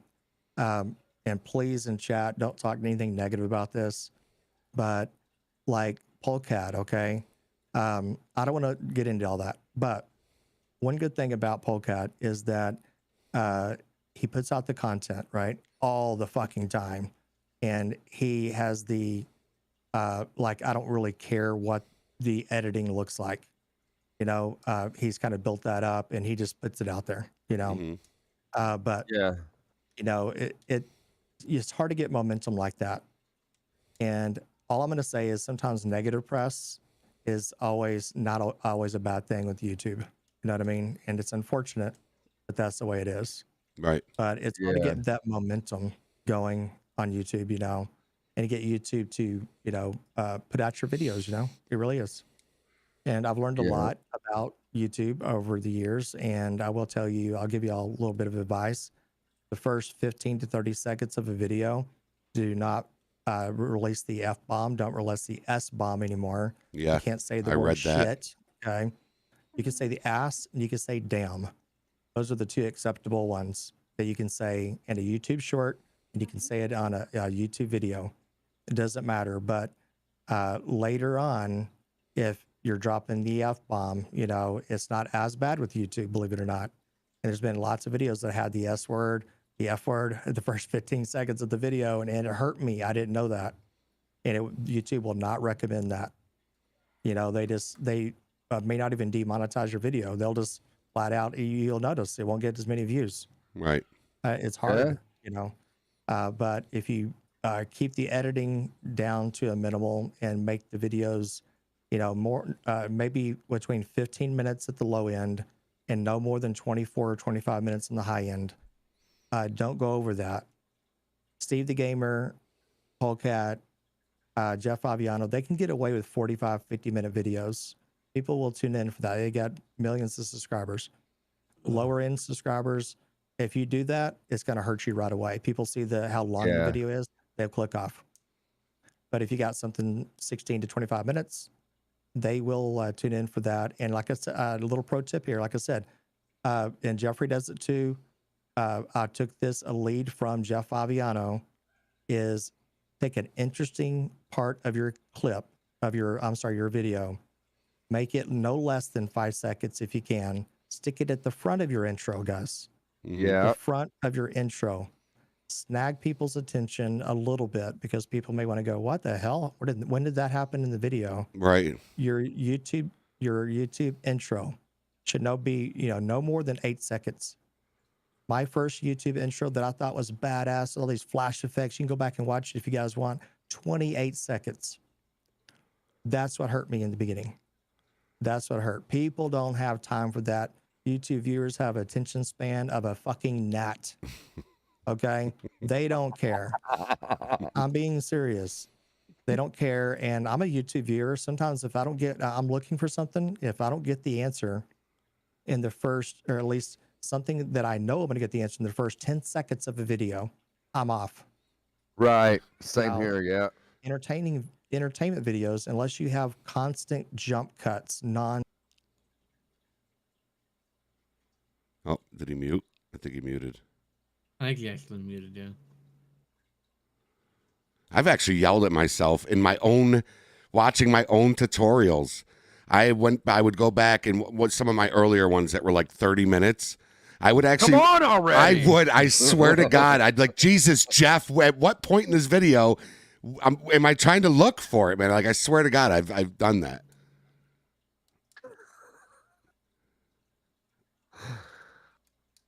I don't know if he's talking to us or his chat. I think he's talking to his chat. Yeah. Oh, okay. Did Angel and them cut him off? Did they cut him off? Is that what? Oh, jeez. Okay, sorry about that, guys. Sorry about that. I got cookies on my full screen. I'm going to end with cookies, but on full screen, I guess. But yeah, like I was saying, if you can get down to, make it as quick and direct and straight to the point. I've gotten a little bit better at that. And the upcoming videos you guys will see, it'll be a lot better. It will go directly to, action as much as possible. And you guys will see a big difference over the next probably 3 or 4 months. A big change in the YouTube channel, Mm-hmm. I was inspired by you with that, putting a clip of the patrol at the beginning of my video. When I first seen you do that, I was like, oh, because it really does draw the attention. Like if you've got a piece of your video where it's like really kind of action packed or right before the action takes place, and it's something that's building up the momentum, and you're going to keep the audience curious about what's going to happen next after that clip, then you can put that beginning of your video, man, and you've got their attention, and they're going to more than likely watch your video. I always try to keep my videos at least no more than 20 minutes long. No more than 20 minutes long, unless I'm doing like a full install LSPDFR tutorial that ends up being 5 hours long. Right. And people still watch it. They'll watch that every time, man. They'll watch it every time. I've already had people ask if I'm going to do one for 2023. And I told them I would, so I'm going to. It'll be a long procedure, but it takes me, man, so long to do those videos. Like they don't realize a lot of viewers don't realize it takes twice as long for us to record and edit and export and upload the videos than it does for them to actually watch it. So if they're watching a 4-hour video, it's taken us, you multiply that by 5 sometimes. That's how long it's taken us to put those videos together, So, especially if they're Rockstar edited. Yeah, I know I know that last one I did on the full install tutorial, man, I think I spent 18 hours putting that video together. It was no joke. It was no joke. I mean, a lot of sleepless nights I stayed up. Hey, what's up? Because you can see on the time frames in the video on my clock in the corner of my PC. You can see one day where I'm doing it like 10 o'clock in the morning, then one night I'm doing it like 3 o'clock in the morning. The time change the time frame changes in the video from the edits and all that. So yeah, it's a lot of work in that, man. It is, man. It is. I thought about doing a live one like Benzo did. Benzo did a live one. I thought about doing a live one. Oh, like a full install? Oh yeah, I remember. Live. I remember who it is. Do yourself a favor. That's my boy. Download everything prior to. Make yourself a document cheat sheet. And download everything already, and put it in a folder, whatever. Yeah, because that's where I kind of failed on the first one, I think. And then I was trying to explain too much, instead of going through. Because if you explain every little thing, CJ, holy shit, man, it's going to be over 5 hours easy. Oh, man, absolutely. Yeah, and don't take offense if no one's really answering your questions, okay, does anybody want to see this? And if no one responds, don't take offense to that. It used to piss me off. I was like, no one's even watching. You know? Yeah. Again, I was live streaming for 4 hours, and they watched me install a damn mods folder. So it's kind of drawn out, a little bit too drawn out. Yeah, I did- did it live once, I believe, and I had all my folders on my desk, like everything in files, like my main install files, my base mods, then plugins, callouts, OpenIV modifications. I had everything in order because it is so much. And yeah, if you go into deep detail, you know, when I first started, like I'll tell them how to locate the main game directory because I think that's a very important aspect of it. And then once we get outside that, we'll start kind of speeding the process up a bit. Like 5-minute installs on a bet is what Angel or JT just said. Benzo did a 5-minute tutorial on a bet. I remember that. Oh yeah, that was a lot of fun. That was I love close. Yeah, I think it's like $50, something like that. But yeah, it was pretty good. I love doing that video and making money too at the same time. You know. Hell yeah. Yeah. He bet me I couldn't do that, and I got it done. He did it. I got it done, and I even got it went in and I think what did I do? I think I upgraded LSPDFR or I downloaded LSPDFR, and then script took, and then I had the mods already installed, but I had to go. He said I couldn't do it in 5 minutes, so I did that, and then I got into the game, and then I realized, oh shit, I just installed LSPDFR. I haven't made a police character yet, so I had to go there, make a police character real fast, get in, load the mods, and and I was able to do it just under 5 minutes. So it was nice. Wow. Yeah, it was nice. And that's speeding it along pretty quick too. Oh, That's, yeah. that's It is. getting in there and getting it done. Yeah. And I could probably install like a full install without talking. I'm not trying to brag, but I could probably get it done in maybe an hour, tops, 45 minutes to an hour. But now, what do you mean full install? Everything. I mean, What's everything? The entire mods folder, like every car, every plugin, every script, everything within an hour, easy. I want to see that. Yeah, I can. I'll I don't have any money to bet you though. Wait, I do. I got $5. Nick's just donated $5. I'll start it off and then I'll turn off my microphone so I'm not tempted to talk. Right. I'll just do it. Just go. That's a good idea. Yo, Nick, thank you so much, man. Appreciate that $5 tip. I know we're about to get off here in a second. That $5 super chat. Thank you, baby. He is been with me for a long time. He asked how we all met, type of thing. So I will, I think most of you already know how we met or how y'all heard of me, obviously, the ones that are on the panel here, but maybe like, Jeffrey and CJ, I'm not sure how you guys met, how Cookies met Jeffrey. You know what I mean? So one of y'all can start. Jeffrey met like this right here, Meet the Gamers. This is where it all started. Yeah, this is Jeffrey, I don't know. You tell the story because you had somebody reach out to me. I can't remember who it was. It was True Uprising. It was True. Yes, that's who it was. Yeah, it was True Uprising because I guess he talked to you, and I knew CJ from learning LSPDFR tutorials, from all of his tutorials, and then Boys are back. I came up with the idea for Meet the Gamers because COVID had hit and everybody was doing these Zoom meetings and stuff like that. So I thought it would be cool to have Meet the Gamers, where just you have gamers on. But it was never meant to have guests like Benzo and Anton and GoHam and everybody we've had on. It was never meant to have guests. It always started off as it was going to be me, CJ, Captain Horn, and True Uprising. And it was just the four of us on a weekly basis. Just chit-chatting. And then, shit happened with True and shit happened with Cap. And that's when we brought Cookies on. And we were like, wouldn't it be cool if we had...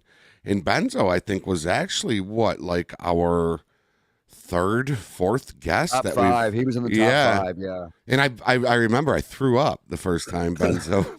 I always tell that story. Benzo, did I not tell you that last night? Yeah.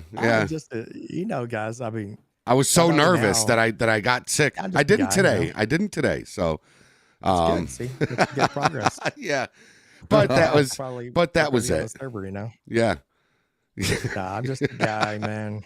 Yeah, that's kind of how me and Jeffrey met, was just through Meet the Gamers, and we kind of met through here, and then before you know it, we were talking on Messenger about what we were going to do the next week on the Nah, show. you the and then man, before you know, Jason. we were You the talking man, on baby. Messenger Don Mitch, every what's day up, about Don? Just everyday life, and then we became best JT, friends, man. Like Jeffrey's always, my best baby. friend, and Always. we talk literally every day, man. We have for like the last 3 years, almost the last 3 years. Yeah. So, and Cookies, he and I met. I was live streaming Gears of War one night, Gears of War 4 with my wife, actually. She was playing with me one night.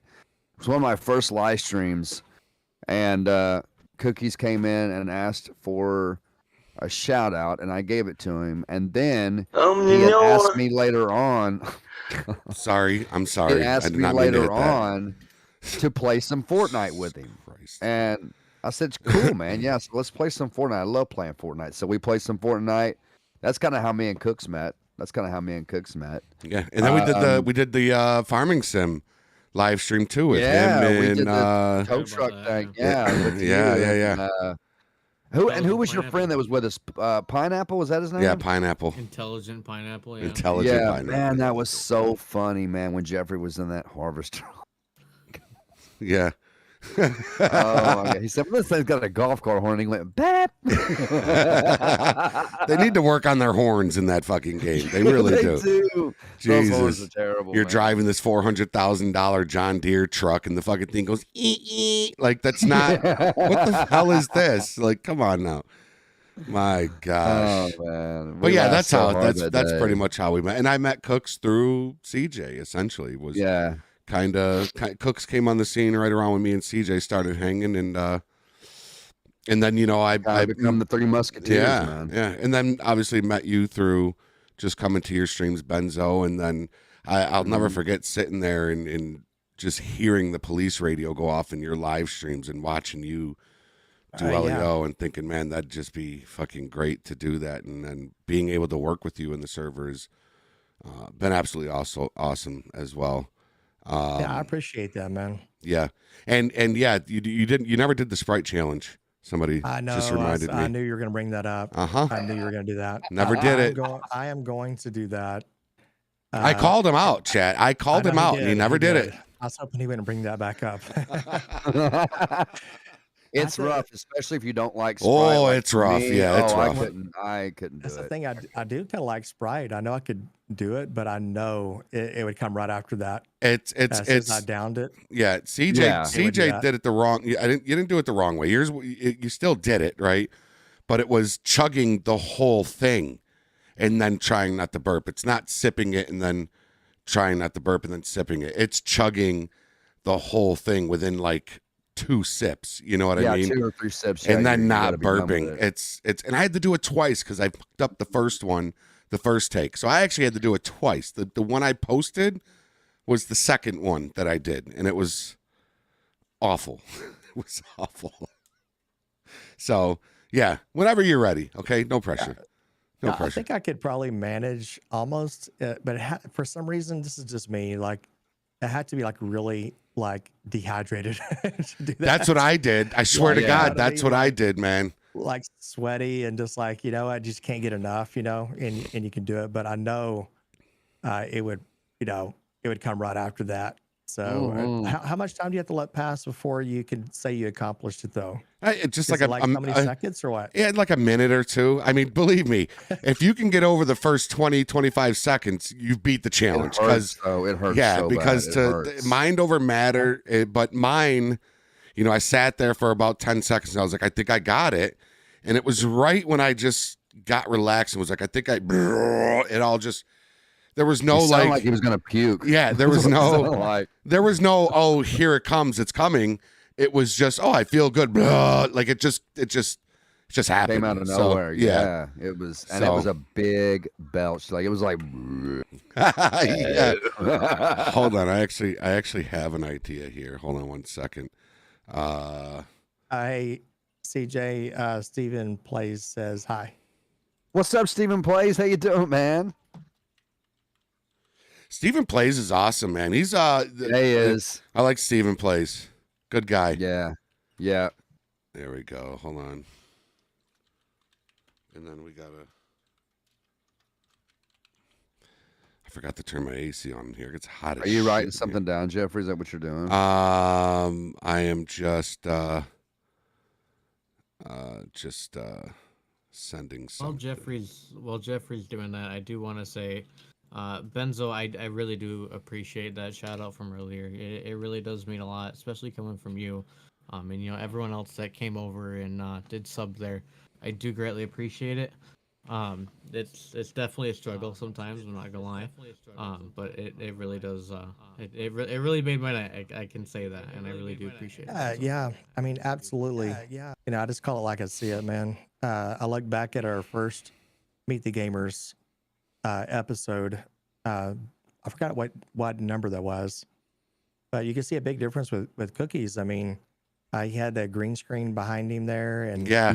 it was just like it was there, and he's trying, you know, he's busting his ass trying, and then he's come a long way, you know, through that. I think he was on a headset mic, you know, and so he's got a standalone mic, you know, desktop mic.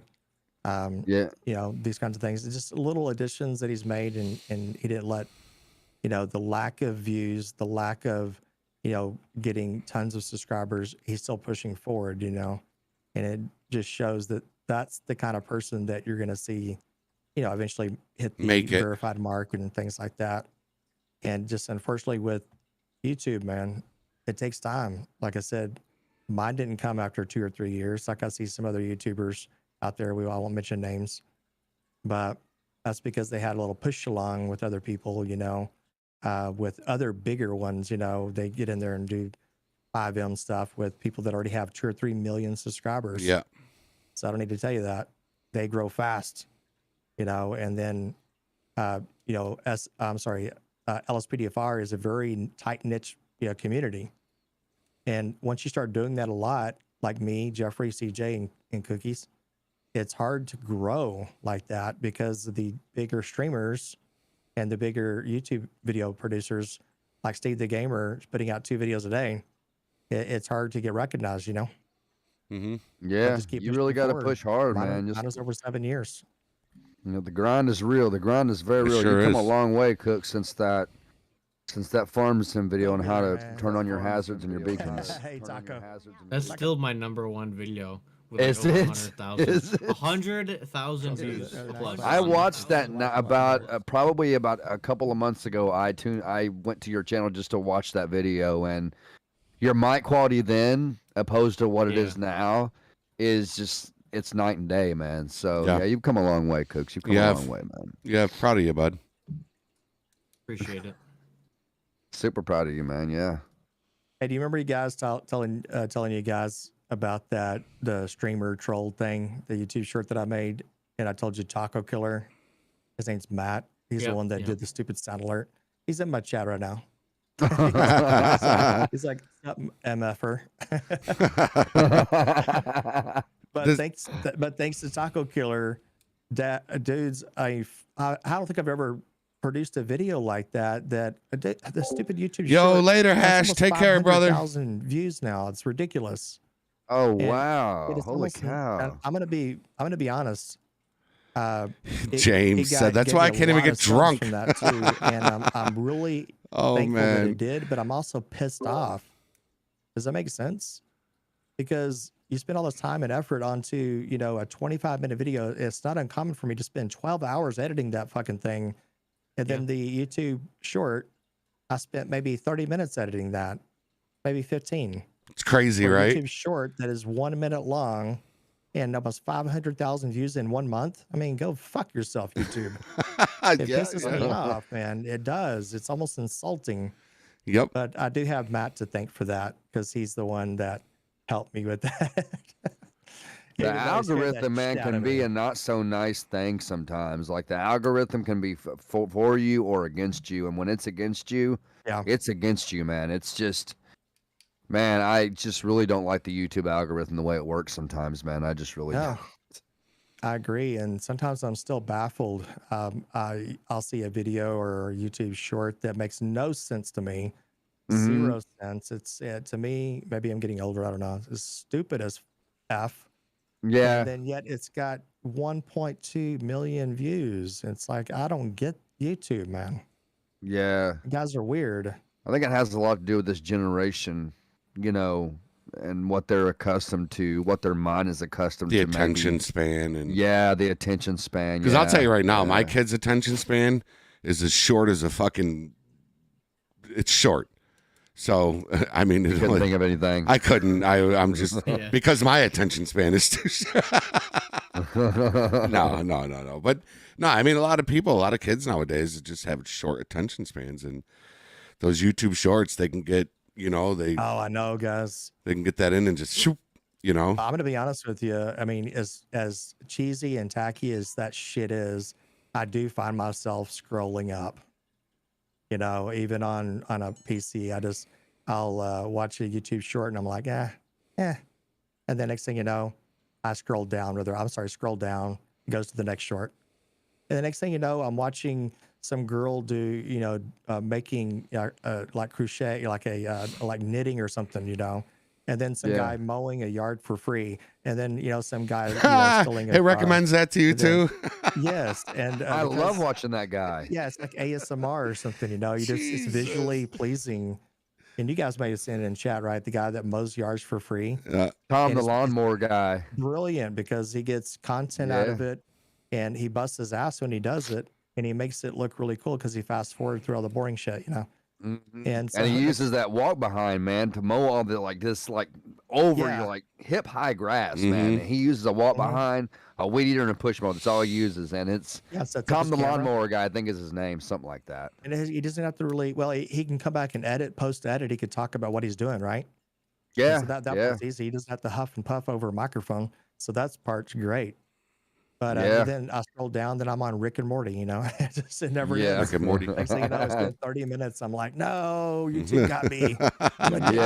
Oh man, I get so lost in the YouTube shorts because I can, like at night time's my downtime. When everybody goes to bed, I'm done with work for the day. I'm done doing my videos. I'll go outside, sit on my porch, smoke a cigarette, and I'll get my phone and I'll sit there and watch YouTube shorts. And before I know it, man, 45 minutes to an hour has went by. And it's so quick, and I just shorts are so addictive, man. They're so addictive. They really are. That's like, you know, going back to keeping things short and sweet. That's what it's about, man. That's the attention span of today's generation. Is, you know, you've got to get their attention quick in the beginning of your videos, man, or you're not gonna have their attention at all. Yep. But I'm gonna take. I gotta take my kids and get ice cream, and I gotta come back and do this video. We'll wrap and this up. But Benzo, I want to thank you for, you know, coming to the show and hanging out with us again. Absolutely. And being and I think I can speak for everybody in here, but being a huge part of who we are. Yep. And what we do. And I know if it weren't for you, man, I just, because there was no other tutorials around on YouTube when I started modding, and when I found you, it was a godsend, man, because I had no clue what I was doing. So I think, you know, I think with you being a big part of this community, man, it says a lot about the rest of us, and we're glad to have you part of this community, man, and for all of us to be friends and you know, all be on good terms and know each other personally. It's just we all have a really fun time around here, and you're always welcome to come back to the show.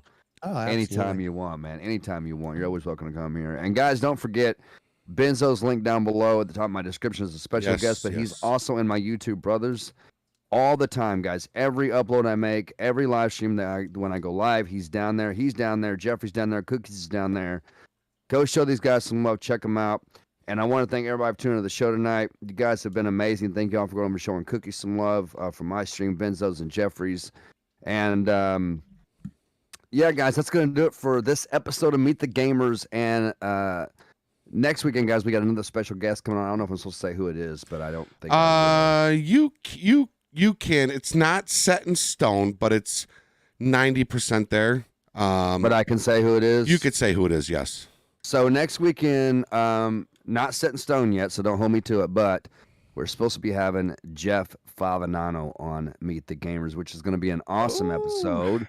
And so can't wait to have him on and get to know him. And it's he gave Jeff Favinano gave Jeffrey a huge shout out a few days ago, and Jeffrey's went up like 3,000 subscribers in just 3 or 4 days. Yeah, I don't know how to. I almost felt I mean, as soon I as almost I felt guilty watched this for it. I video don't and know. seen your shout out, dude, I screenshotted it. Yeah. I was like, dude, he shouted you out, and it was just. And Jeffrey deserves it, man, because he works hard. He's creative, you know.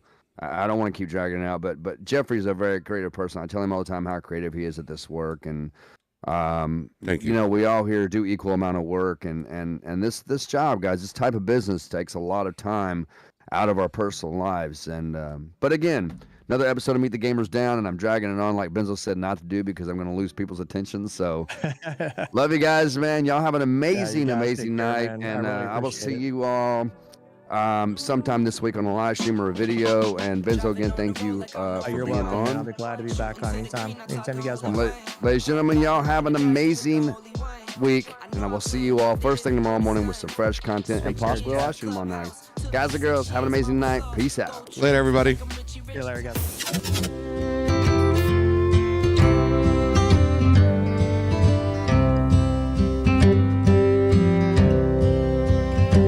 Take me back to the old dirt road where Mama and Papa used to go. Let's sing all them songs from a long time ago and pine for them old days of yore. Well, let me run through the breeze like the leaves on the trees. Let me fly like the leaves when they fall. Well, let my mind go serene like a cool water stream that runs from the mountain so tall.